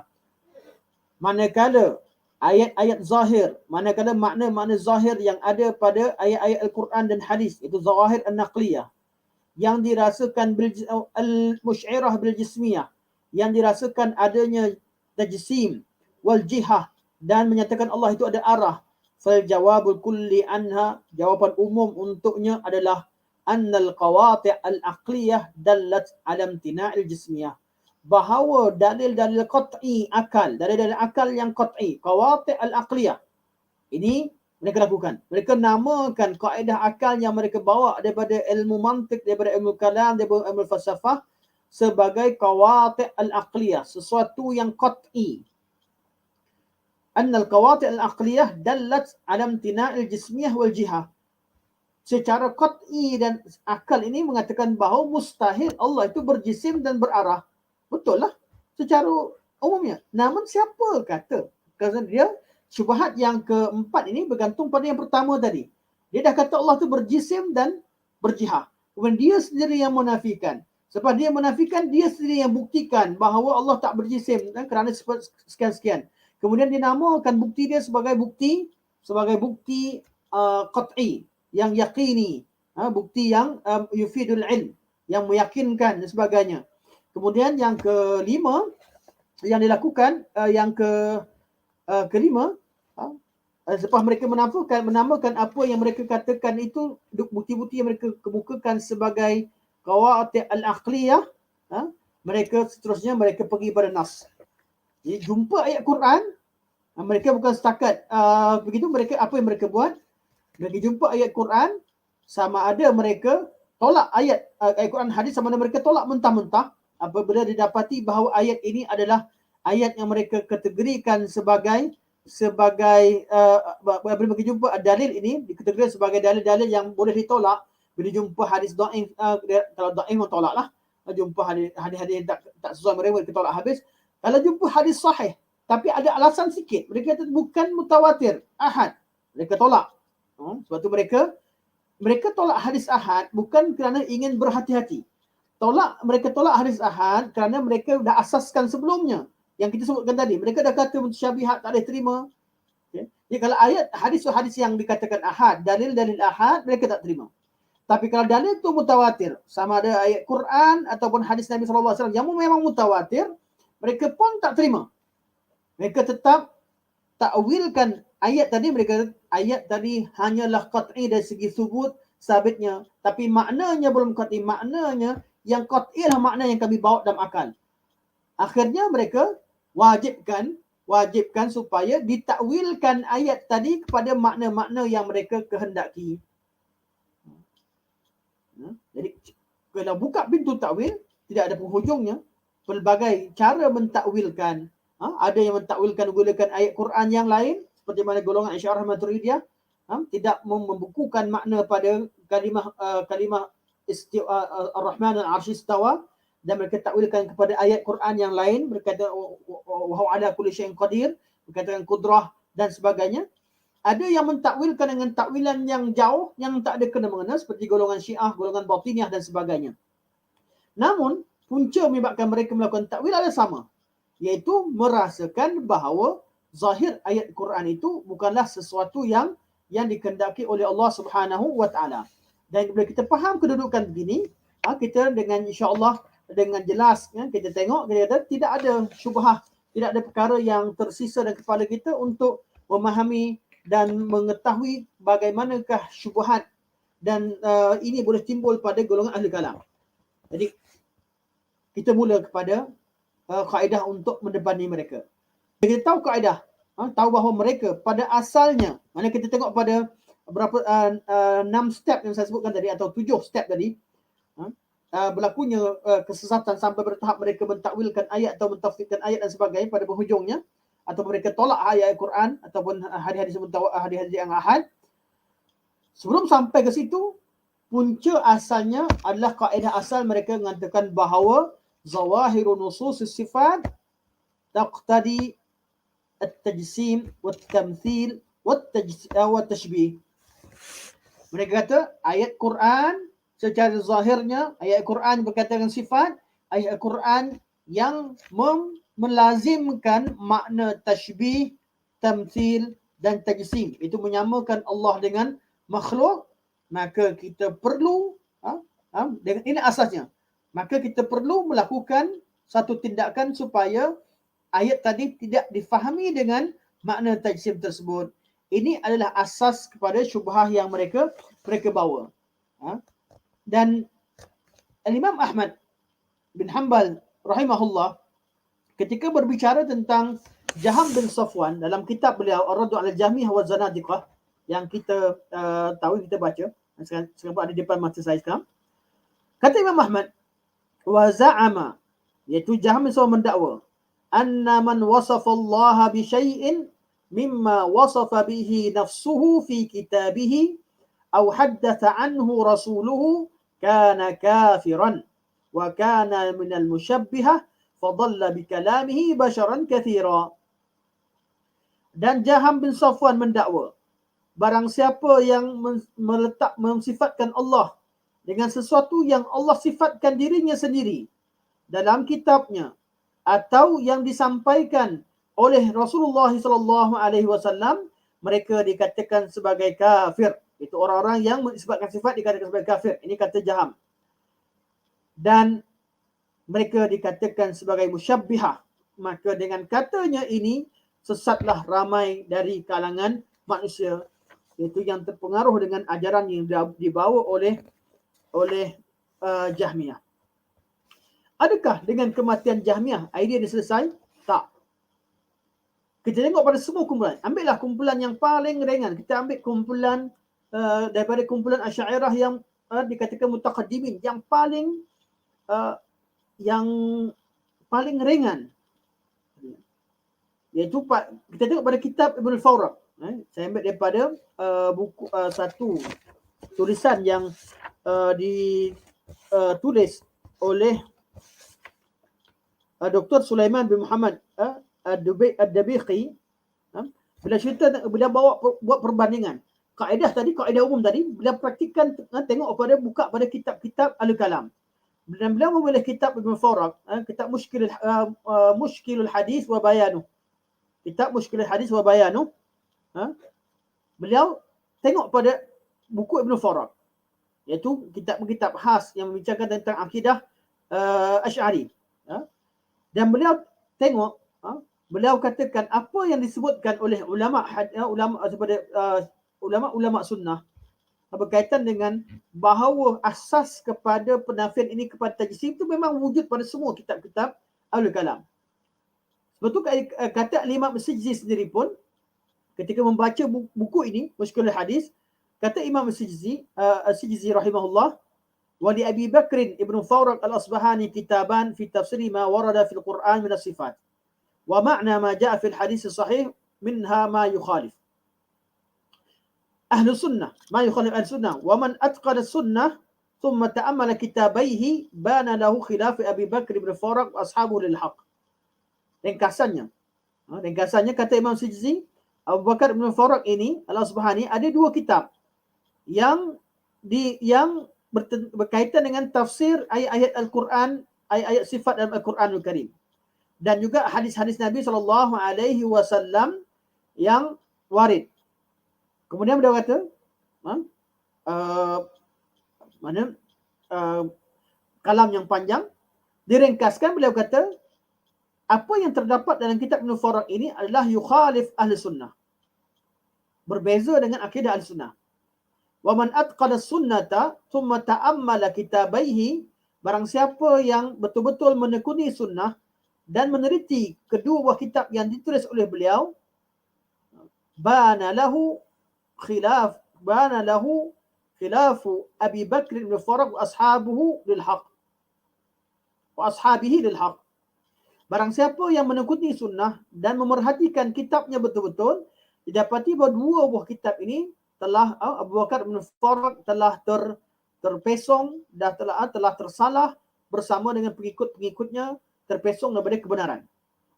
Ini kata Imam Sijzi. Kita tengok kitab Ibn Fawraq. Apa yang beliau tulis dalam kajian beliau ini, beliau tengok pada kitab ini boleh dibahagikan kepada tiga. Ini kitab umdah kepada dalam mazhab Asy'ariyah. Kitab ini kata lihat pada ada tiga bahagian utama. Pertama, beliau bawakan 570 hadis yang dikatakan hadis ini mengandungi tashbih. Kemudian beliau takwilkan. Jadi bawa hadis berkaitan dengan sifat. Dia kata hadis ini hadis yang tashbih. Ini satu bagus juga kalau buku ni. Untuk kita kalau nak kumpul hadis tak tahu, dah disediakan. Dikatakan mengandungi tashbih. Kemudian ditakwilkan dengan takwilan yang dikehendaki. Seperti mana dilakukan takwilan Asy'ariyah. Seperti mana telah dilakukan oleh Bishr al-Marisi. Bermula daripada awal kitab sampai muka surat 391. Semua cerita ada 570 hadis bahawa hadis Nabi ini bertentangan dengan hadis Nabi itu adalah mengandungi tashbih dan perlu ditakwilkan atau tidak diisbatkan. Kemudian bahagian yang kedua, daripada muka surat 392 sehingga 444 adalah dalam muka surat ini beliau fokuskan perbincangan untuk menolak pandangan ataupun menjawab kitab Ibn Khuzaimah rahimahullah dalam kitab Tauhid. Maka dibawakan 10 hadis. Bawakan 10 hadis dalam bahagian pertama dan ditakwilkan hadis tersebut dan membantah dan menyalahkan Ibn Khuzaimah yang menafsirkan 10 hadis tadi dengan makna yang zahir dan menuduh Ibn Khuzaimah sebagai mumathilah, musyabbihah dan sebagainya. Ini bahagian kedua daripada kitab Mushkilul Hadis wa Bayanuhu oleh Ibn Fawraq. Bahagian ketiga, Ibn Fawraq khaskan kitabnya untuk menolak isi kandungan kitab Abi Bakr al-Sibghi, Ahmad ibn Ishaq al-Sibghi, iaitu kawan kepada Ibn Khuzaimah dalam kitab beliau Al-Asma' wa Sifat. Di sini ada 20 hadis. Ada 20 bab. Ada 20 bab yang membincangkan tentang takwil sifat. Daripada muka surat 445 hingga habis. Kalau kita lihat pada idea yang dibawa oleh Ibn Farag, asalnya kembali pada apa? Hadis itu ada yang zahirnya itu tashbih. Ayat Quran ada yang zahirnya tashbih. Jadi kita boleh ambil kesimpulan daripada kitab ni, kata Syekh, itu Syekh yang mengkaji bab ini yang saya rujuk, iaitu Syekh Dr. Sulaiman Ad-Dabaikhi. Beliau kata, bila diperhatikan apa yang dibuat oleh Ibn Farag, dia kembali pada dua syubhah. Syubhah pertama seperti tadi, mengatakan bahawa zahir nusus itu ada tashbih, maka wajib kita menafikannya. Disebut dalam muqaddimahnya, diulang-ulang balik kata-kata dalam bab sering disebutkan bahawa bab zikru khabari yaqtadi ta'wil wa yuham zahir tashbih. Bab menyebutkan tentang khabar-khabar yang wajib takwil, yang mana zahirnya mengandungi tashbih. Daripada awal kitab sampai akhirnya diulang-ulang oleh perkataan tadi. Artinya syubahnya dikatakan ayat Quran ni ada tashbih. Ini asasnya.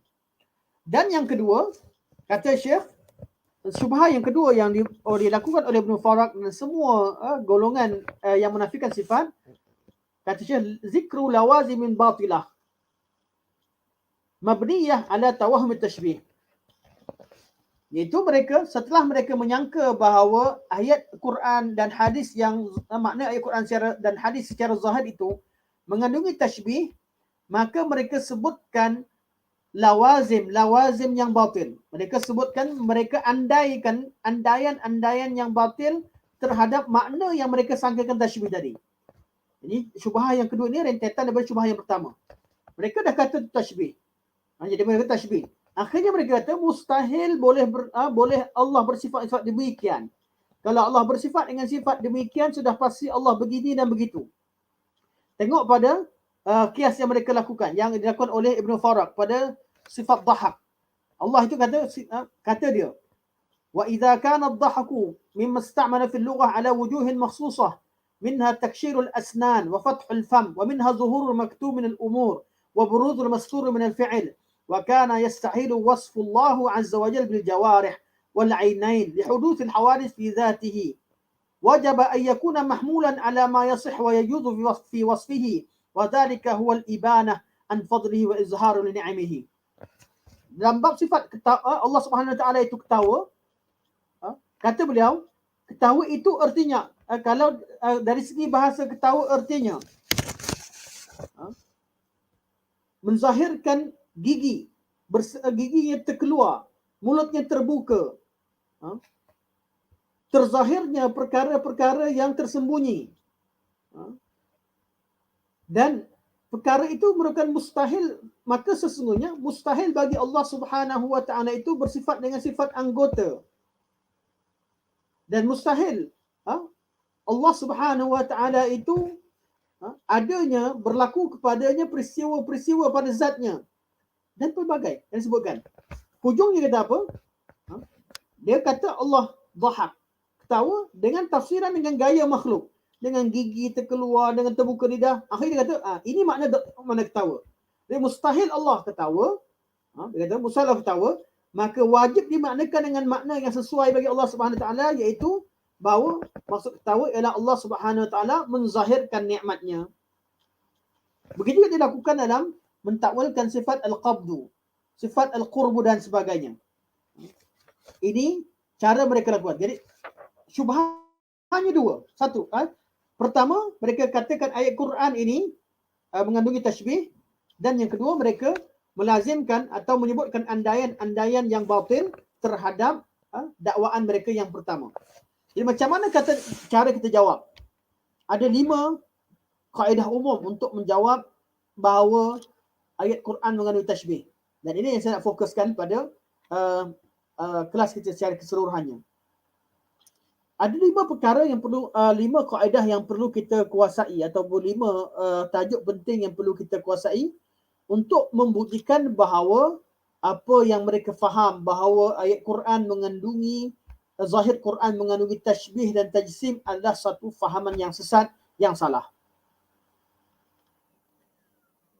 Pertama, ini disebutkan oleh saya ambil daripada kajian Syekh Dr. Sulaiman Ad-Dabaikhi. Beliau kata, Pertama, zawahirun nusus haqqun nuwafiqun li muradillahi ta'ala wa muradi rasulihi sallallahu alaihi wasallam.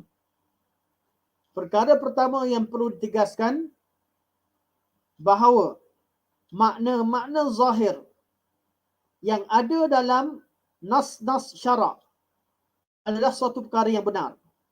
Dan itulah yang dikehendaki oleh Allah dan Rasulnya. Apa yang Allah kata, apa yang Nabi kata, itulah yang Allah mahukan. Apa yang terkandung dalam kalimah Allah, seperti mana difahami secara langsung, itu secara zahir, itulah dia kehendak Allah Subhanahu wa ta'ala. Imam Syafi'i rahimahullah mengasaskan kaedah ini dan berkata, qala rahimahullah, dalam beliau berkata, kata Imam Syafi'i rahimahullah, amantu billah, ini nukilan daripada Majmu' Fatawa. Amantu billah wa bima jaa 'anillah ala muradillah wa amantu bi rasulillah wa ma jaa an rasulillah ala muradi rasulillah. Aku beriman dengan Allah, dengan apa yang datang daripada Allah Subhanahu wa taala, atas kehendak Allah Subhanahu wa taala. Beriman dengan Allah, dengan apa yang didatangkan daripada Allah Subhanahu wa taala, iaitu dengan ayat Quran atau hadis Nabi sallallahu alaihi wasallam, mengikut kehendak Allah Subhanahu wa taala. Wa amantu bi rasulillah, aku beriman dengan Rasulullah. Wa ma jaa an rasulillah, dan segala yang datang daripada Rasulullah, iaitu sunnah Nabi sallallahu alaihi wasallam, ala muradi Rasulillah, mengikut kehendak Rasulullah sallallahu alaihi wasallam. Okey. Bagaimana kita nak buktikan bahawa apa yang zahir itu adalah kehendak Allah Subhanahu wa taala? Kita perlu tengok kepada 3 perkara. Tengok pada tiga perkara. Atau boleh kita katakan boleh masuk ke 4 perkara. Pertama, semua kita sepakat bahawa, ni dalil cara kita berhujah. Semua kita sepakat bahawa ilmu Allah adalah ilmu yang paling sempurna. Ilmu yang sempurna secara mutlak.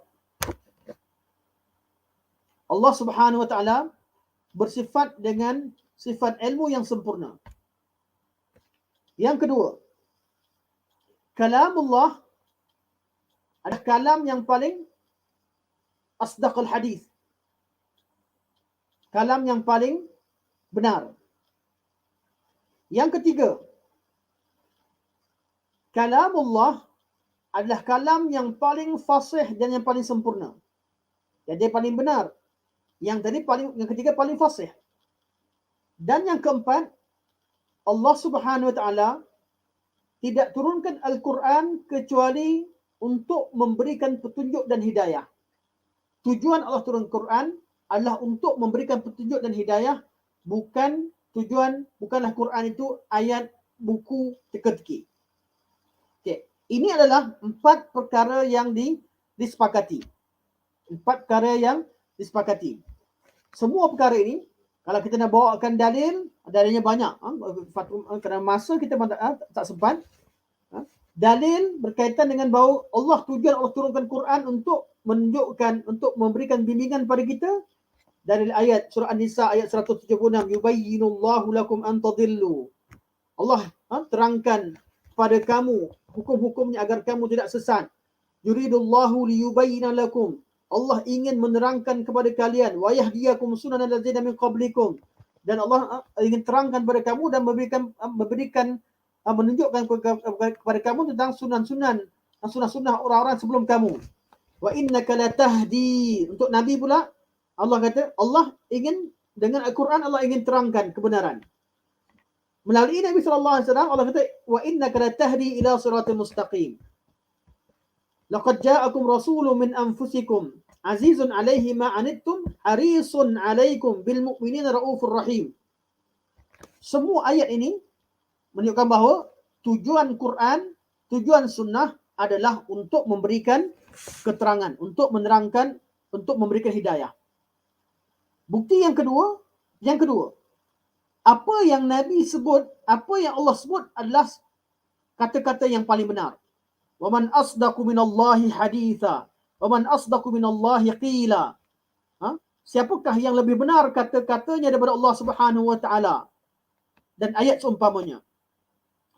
Untuk Nabi SAW, Allah berkata kepada Nabi, wa'izhum wa kullahum fi anfusihim qawlan baligha. Sampaikan pada mereka qawlan baligha, kata-kata yang paling paling berkesan. Dan ini berkaitan dengan sudut hadis. Ya, ilmu Allah sempurna, ilmu Nabi SAW, ilmu manusia yang paling alim. Kata Allah paling sempurna, kata Nabi kata paling sempurna. Quran kalam yang paling fasih. Nabi SAW manusia yang paling fasih. Quran ingin sampaikan hidayah dan Nabi ingin sampaikan hidayah. Dengan 4 hujah ini, kita bawakan kepada mereka.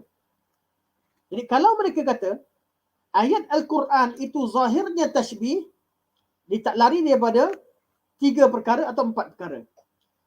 Pertama, sama ada kalau ayat Quran, kita nak tolak. Orang beritahu kita satu benda, kita tolak. Dia mesti ada 3 kemungkinan. Pertama, orang tadi bukan orang yang berilmu. Datang dakwa beritahu benda pelik-pelik. Iaitu, siapa yang sampai kepada kita, sama ada nak kata Allah tidak berilmu, mustahil mereka berkata demikian. Ataupun nak kata Nabi tak berilmu, juga mustahil. Tapi kelaziman mereka, demikian. Sama ada nak kata Nabi tak tahu, ilmu Nabi tak sempurna, atau ilmu, wali'azubillah, ilmu Allah tak sempurna, akhirnya Allah sampaikan satu perkara yang salah. Itu tidak dikatakan. Tapi itulah kelazimannya. Menurut kalau mereka kata Al-Quran zahir tidak mengandungi tashbih tajsim, tersalah. Sebab kan kenapa tersalah? Sebab kurang ilmu. Atau yang kedua, Allah Subhanahu wa taala dan Nabi berilmu, namun tak tahu cara nak terangkan. Tak tahu cara terangkan, iaitu tidak ada ilmu bayan, tak fasih. Akhirnya tersalah. Letak ayat Quran yang zahirnya mengandungi tashbih dan tajsim. Ini kelaziman yang kedua. Atau kelaziman yang ketiga, lagi mustahil, Allah dan Nabi memang nak tipu. Wali'azubillah. Dan tidak dikatakan, sebab walaupun Allah tahu, dan Allah Subhanahu wa taala mampu menyampaikan apa dengan fasih, dengan bayan, dengan keterangan yang nyata, namun Allah tak nak sampaikan. Allah tipu hambanya, atau Nabi tipu umatnya. Ini satu perkara mustahil disebahkan kepada Rasulullah SAW. Dan kelaziman yang keempat, kalau tak nak terima kata-kata Nabi dan Rasul ini, kelaziman yang keempat, Quran ni dan juga hadis ini adalah satu kitab teka-teki. Allah berilmu.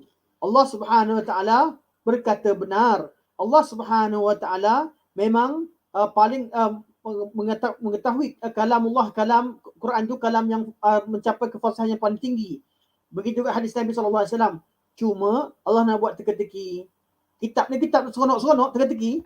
Allah bagikan satu makna, Allah sebutkan perkataan lain, suruh kita teka. Apa makna dia? Bagikan lagi ayat lain, maknanya zahir tak terima. Cuba teka, maknanya apa? Seolah-olah ayat Al-Quran ni kitab teka-teki. Ini juga perkara mustahil. Kalau 4 perkara ini, mereka kata tidak, kami tak katakan demikian. Jadi kenapa nak katakan zahir Al-Quran itu, atau makna dan terkandung dalam Al-Quran itu mengandungi tashbih? Tuan-tuan boleh nanti boleh komen atau ada soalan. Jadi inilah dia kelaziman yang wujud. Dan berkaitan perkara ini ayat Quran begitu banyak. Memang ayat Al-Quran berkaitan dengan dalil-dalil berkaitan dengan kaedah ini. Kaedah pertama sangat banyak bahawa Allah Subhanahu wa taala bahawa zahir Al-Quran itu adalah kebenaran, dan itulah yang diinginkan oleh Allah Subhanahu wa taala. Antara ayat yang paling penting adalah ayat Allah sebut walaqad yassarnal Qur'ana lidzikri fahal min muddakir. Allah telah mudahkan Al-Quran ini untuk kita mengambil peringatan dan untuk kita mengingatinya. Dan antara bentuk-bentuk tafsir yang disebutkan adalah Allah mudahkan lafaznya untuk kita hafal. Allah mudahkan maknanya untuk kita faham. Allah Subhanahu mudahkan hukum hakamnya untuk kita laksanakan. Semua yang Allah perintahkan itu kita mampu laksanakan. Jadi hukum Allah, hukum yang terkandung Al-Quran ini, lafaznya mudah dihafal. Perkataan Quran dihafal ramai orang manusia. Maknanya difahami dengan mudah. Iaitu dengan mudah artinya makna umumnya difahami dengan mudah. Bukan tafsiran-tafsiran yang memerlukan kepada ilmu alat. Jadi maknanya diketahui dengan mudah. Dan yang ketiga, Allah juga mudahkan hukum hakam yang terkandung Al-Quran Al-Karim mudah dilaksanakan. La yukallifullahu nafsan illa wus'aha. Ini makna taisir yang sebenar. Hadis Nabi juga banyak dan kita cuma kita tutup kaedah pertama tadi dengan apa? Dengan dua peringatan. Pertama, jangan salah faham erti makna zahir. Makna zahir Al-Quran bukanlah makna yang dimaksudkan oleh golongan Ahlul Kalam dengan makna yang mereka kehendakkan. Zahir Al-Quran artinya mereka katakan bahawa zahir Al-Quran adalah suatu perkara yang berlawanan dengan nas. Itu sesuatu yang mengandungi dua makna. Ada kemungkinan mengandungi dua makna. Bukan nas yang mengandungi satu makna. Itu makna zahir dalam sisi usul fiqh. Bukan zahir yang kita maksudkan di sini. Kadang-kadang bila disebut zahir dalam lafaz salaf, datang golongan tadi yang mahir dengan ilmu usul fiqh, dia bawakan bahawa zahir maknanya ialah muqabalatun nas. Zahir adalah maknanya lawan dengan nas. Nas artinya maknanya satu sahaja. Tapi zahir maknanya boleh ada mengandungi beberapa makna. Mengandungi dua makna ataupun lebih. Cuma yang satu lebih zahir daripada yang lain. Itu bukan makna zahir. Itu zahir dalam usul fiqh. Zahir dalam kaedah syarak yang dimaksudkan dengan zahir adalah makna yang zahir pada ayat mengikut pada konteks ayat itu difahami dengan mudah. Makna yang difahami secara spontan bila kita baca ayat Al-Quranul Karim. Ini makna zahir. Seperti mana disebutkan oleh Al-Imam Ibn Qayyim rahimahullah dan juga disebutkan oleh Syekh Utsaimin rahimahullah dalam ketika beliau membincangkan dan membincangkan kitab Bantahan Ad-Darimi kepada Bishr Al-Marisi. Dan ini makna zahir. Zahir artinya apa? Makna yang zahir pada kalimah tersebut yang kita faham ketika kita baca ayat Quran mengikut konteks. Bukan erti zahir adalah zahir artinya sesuatu perkataan yang mengandungi banyak makna dan dia makna yang paling zahir. Bukan itu maksudnya. Kalimah zahir adalah zahir menurut bahasa Arab. Apa yang dibaca difahami secara spontan ketika seseorang membaca ayat Al-Quranul Karim secara umumnya. Macam mana cara kita tahu mana zahir? Rujuk kepada generasi yang fasih bahasa Arab, itu zaman salafus salih. Apa yang mereka baca, mereka faham, itulah makna yang benar terhadap ayat Al-Quran dan sunnah Nabi SAW. Ayat Quran turun pada zaman mereka, kepada mereka, hadis Nabi bercakap dengan mereka, dan mereka adalah orang yang paling berhak dan paling layak untuk memahami kalamullah dan memahami kalam Rasulullah SAW. Ini makna zahir yang sebenar. Yang kedua, makna zahir diguna pakai oleh golongan Ahlul Kalam untuk memaknakan makna batil. Iaitu kemungkinan batil yang mereka kata zahir yang mengandungi tashbih begini begitu. Kalau itulah zahir yang anda maksudkan, kita pun tak kata itu batil. Kalau zahir Al-Quran menunjukkan bahawa Allah sama dengan makhluk, Allah bersifat kurang dan sebagainya, itu makna yang batil yang kita juga tolak. Dan kita tidak maknakan batil dengan zahir yang mereka maksudkan tersebut. Okey, kaedah yang lain saya sebut ringkas saja. Kaedah yang kedua, al-ittifaq fil asma' la yulzam minhu al-ittifaq fil musammayat. Dua perkataan yang sama, dua nama yang sama, tidak memestikan, tidak melazimkan penamanya sama. Kerana apa? Kerana makna sesuatu istilah itu yang wujud pada perlu dimaknakan, sesuatu istilah perlu disesuaikan dengan konteksnya. Kalau ia berkaitan dengan sifat, mesti sifat tersebut dimaknakan berkaitan dengan mausufnya. Kalau dikatakan wajah, makna wajah ini masih umum. Kaifiahnya, makna umum ni makna mutlak. Wajah difahami maknanya, erti wajah. Tapi erti wajah ini hanya difahami maknanya sesuai dengan mausufnya. Siapakah pemilik wajah tersebut? Kalau kita katakan bahawa wajah manusia, kita faham erti wajahnya bagaimana. Kaifiah manusia. Kita pernah nampak manusia. Kita pun manusia. Facebook, wajah buku zaman sekarang kita tahu. Apa erti Facebook? Wajah di situ. Kita nak kata muka bumi. Muka tu bumi, kita faham maknanya bagaimana. Sebab kita tahu. Jadi, erti wajah adalah erti umum. Dan maknanya bergantung kepada mausufnya. Bila kata wajhullah, wajah Allah, kita hanya faham makna umum tadi, wajah. Kaifiahnya macam mana? Kita tak tahu sebab Allah Subhanahu Wa Taala zatnya kita tidak mengetahui. Kita tidak tahu ilmu tentang zat Allah Subhanahu Wa Taala. Jadi kalaulah kalimah wajah Allah tidak boleh disamakan maknanya dengan wajah makhluk. Tak boleh sama dengan Facebook, tak boleh sama dengan muka bumi, tak boleh sama dengan wajah-wajah yang ada di mana-mana makna sekalipun.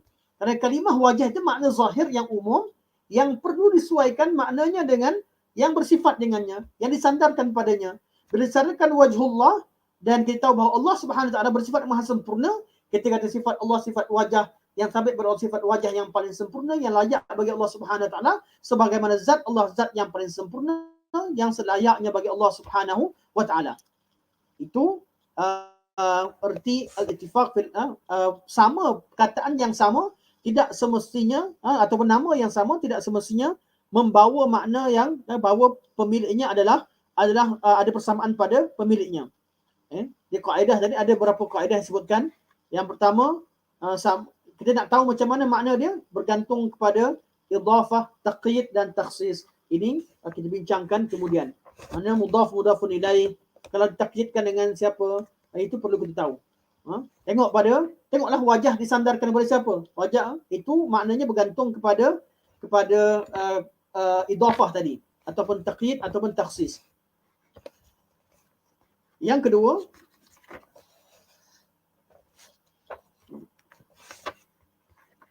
kedua, kita tahu bahawa sifat Allah tak sama dengan sifat makhluk. Jadi macam mana? Tadi berkaitan dengan makna wajah.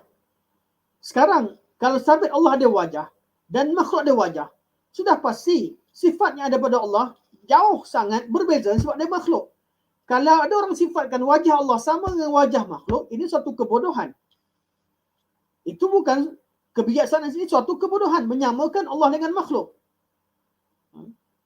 Sebab tu perbezaan yang ketara. Mana kaedah yang kedua dalam bab ini kita ada terdapat perbezaan yang ketara antara sifat Allah dengan sifat makhluk. Dan yang ketiga, kaedah yang ketiga disebutkan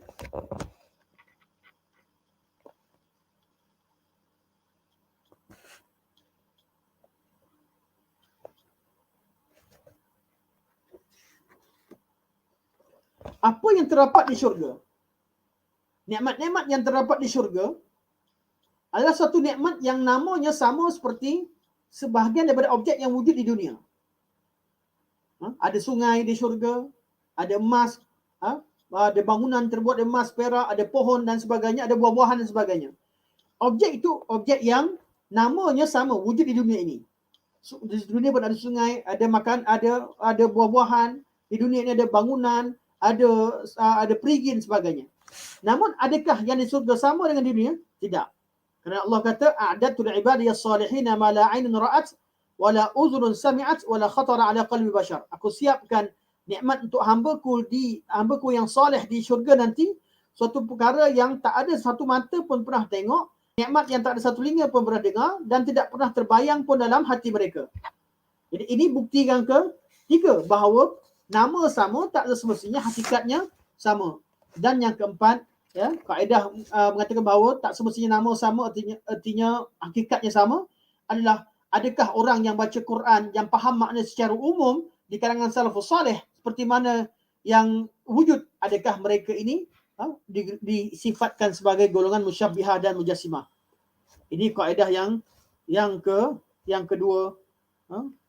Kaedah yang ketiga, ringkas saja. Kaedah ketiga, Bila seorang mengatakan bahawa Allah Subhanahu Wa Taala itu, ayat Allah itu mengandungi makna zahir yang tashbih dan sebagainya, maka dia telah melazimkan suatu banyak perkara-perkara yang tidak layak bagi Allah Subhanahu Wa Taala. Dia telah suuzon dengan Allah Subhanahu Wa Taala. Dia tidak menerima sifat Allah Subhanahu Wa Taala. Dia menafikan sifat Allah Subhanahu Wa Taala. Dia mengatakan ayat Quran dan nas syarak itu tidak mengandungi makna dan tidak ada manfaat sebagainya. Ini semua akan banyak menimbulkan kelaziman yang batil terhadap ayat-ayat Allah Subhanahu Wa Taala. Dan yang keempat, bila mereka menafikan, kaedah mereka mengatakan tauhid itu mengatakan ayat Quran secara zahir ada tashbih, dan kemudian mereka menafikan. Penafian sahaja tidak mengandungi kesempurnaan. Penafian tadi perlu disertakan dengan isbat, iaitu mereka bukan menafikan kekurangan dan persamaan saja, maka sepatutnya mereka perlu juga mengisbatkan kesempurnaan bagi Allah Subhanahu Wa Taala. Sebagaimana mereka mengisbatkan laisa kamitslihi syai', menafikan persamaan dengan Allah, mereka juga perlukan isbatkan kesempurnaan bagi Allah, wa huwas samiul basir. Ini kaedah dan ada dalilnya. Dan yang kelima, bahawa mengisbatkan sifat tidak mengandungi sebarang kebatilan. Mengisbatkan sifat-sifat Allah seperti mana zahirnya tidak mengandungi kelaziman batil yang disebutkan oleh golongan Mu'tazilah, Jahmiyah dan sebagainya, kerana orang yang mengatakan demikian, dia telah melakukan satu jinayah yang besar terhadap dalil syarak, iaitu dia telah menuduh syarak dengan satu perkara ghaib yang dia tidak tahu. Allah sebut satu perkara, dia sebut benda lain, seolah-olah dia lebih tahu perkara ghaib daripada Allah Subhanahu Wa Taala. Dia telah tidak mentazimkan Allah Subhanahu Wa Taala. Dia telah menukarkan nusus Allah, nas Allah Subhanahu Wa Taala daripada wajahnya. Maka apa yang dilakukan oleh orang yang mengatakan bahawa Allah Subhanahu Wa Taala itu, kalam Allah itu mengandungi kelaziman yang batin, ini satu pandangan yang sangat jahil dan satu perkara yang perlu dibantah oleh seluruh umat Islam. Dan akidah Jahmiyah ini akidah yang perlu ditolak oleh seluruh umat Islam. Semoga Allah Subhanahu Wa Taala jauhkan kita dan selamatkan anak keturunan kita dan keluarga kita daripada pemikiran yang sesat dan menyesatkan ini. Wallahu a'lam bishawab. Ada soalan? Okey, ada soalan. Apa beza sifat dan fi'il? Okey, Tuan Safar tanya apa beza sifat dan fi'il. Sifat Allah ada dua. Satu sifat zatiyah, yang kedua sifat fi'liyah. Sifat zatiyah, sifat fi'liyah. Sifat zatiyah adalah sifat yang ada pada zat Allah Subhanahu Wa Taala sejak daripada azali sampai ke abadi. Artinya sifat ilmu Allah. Dan sifat-sifat Allah ni ada sifat yang wujud pada Allah Subhanahu Wa Taala dan tidak wujud pada zat Allah secara sempurna sejak daripada abadi sehingga ke abadi. Sifat wajah, sifat-sifat yang berkaitan dengan zat Allah Subhanahu Wa Taala. Antaranya sifat ilmu. Ada sifat yang dikatakan sifat fi'il. Sifat itu berkaitan dengan perbuatan Allah Subhanahu Wa Taala. Iaitu Allah beristiwa sebagai contoh. Allah beristiwa setelah Allah ciptakan arash. Sebelumnya Allah bersifat maha tinggi, al-ulu. Sifat ulu adalah sifat zat. Zat Allah maha tinggi sejak daripada azali sampai ke abadi. Namun istiwa, Allah beristiwa di atas arash setelah Allah Subhanahu Wa Taala menciptakan arash. Sifat yang dikaitkan dengan perbuatan. Sama ada perbuatan yang lazim atau perbuatan yang muta'addi. Perbuatan yang lazim, Allah turun, Allah Subhanahu Wa Taala marah. Yang lazim, Allah Subhanahu Wa Taala ketawa dan sebagainya, yang sabit dalam nas. Ini semua sabit daripada nas-nas, sifat-sifat fi'il yang lazim. Sifat fi'il muta'addi juga sabit pada Allah Subhanahu Wa Taala, seperti Allah mencipta alam, Allah menaikkan darajat seseorang, Allah Subhanahu Wa Taala menurunkan kedudukan seseorang, Allah Subhanahu Wa Taala menghidupkan seseorang, mematikan dan sebagainya. Ini nama sifat fi'il. Jadi sifat, apa beza sifat dengan fi'il? Fi'il pun mengandungi sifat zat pun mengandungi sifat. Cuma soalan yang tepat adalah apa beza antara sifat zatiyah dan sifat fi'liyah. Kerana sifat itu wujud pada zat Allah, sifat juga wujud pada perbuatan Allah Subhanahu Wa Taala. Bezanya apa? Perbuatan Allah dia bergantung pada masyiatillah. Bila Allah ingin melakukan apa yang Allah kehendaki, Allah lakukan. Manakala zat Allah, sifat zatiyah, perkara itu, sifat itu wujud pada Allah sentiasa. Sejak daripada azali sampai ke abadi. Manakala perbuatan, Allah Subhanahu Wa Taala boleh melakukan apa sahaja Allah kehendaki mengikut kehendaknya. Allah berkata-kata bila Allah Subhanahu Wa Taala kehendaki, Allah tidak berkata juga ikut kehendak Allah Subhanahu Wa Taala. Jadi sifat fi'liyah ni bergantung pada kehendak Allah. Allah turun ke langit dunia pada 3 malam terakhir, Allah itu juga ikut kehendak Allah Subhanahu Wa Taala. Sifat kalam Allah secara asasnya sifat zatiyah. Allah mempunyai sifat sempurna iaitu berkata-kata.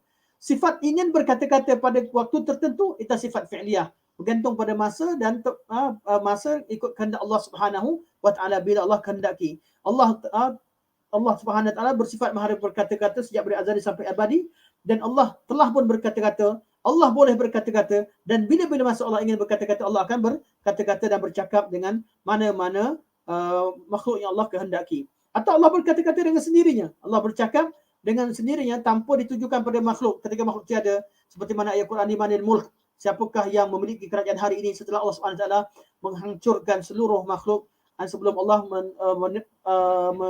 memerintahkan malaikat meniupkan sangkakala yang kedua. Lillahil wahidil qahar. Allah tanya, Allah jawab. Ini semua ikut pada kehendak Allah Subhanahu Wa Taala. Itu namanya sifat fi'il. Wallahu a'lam.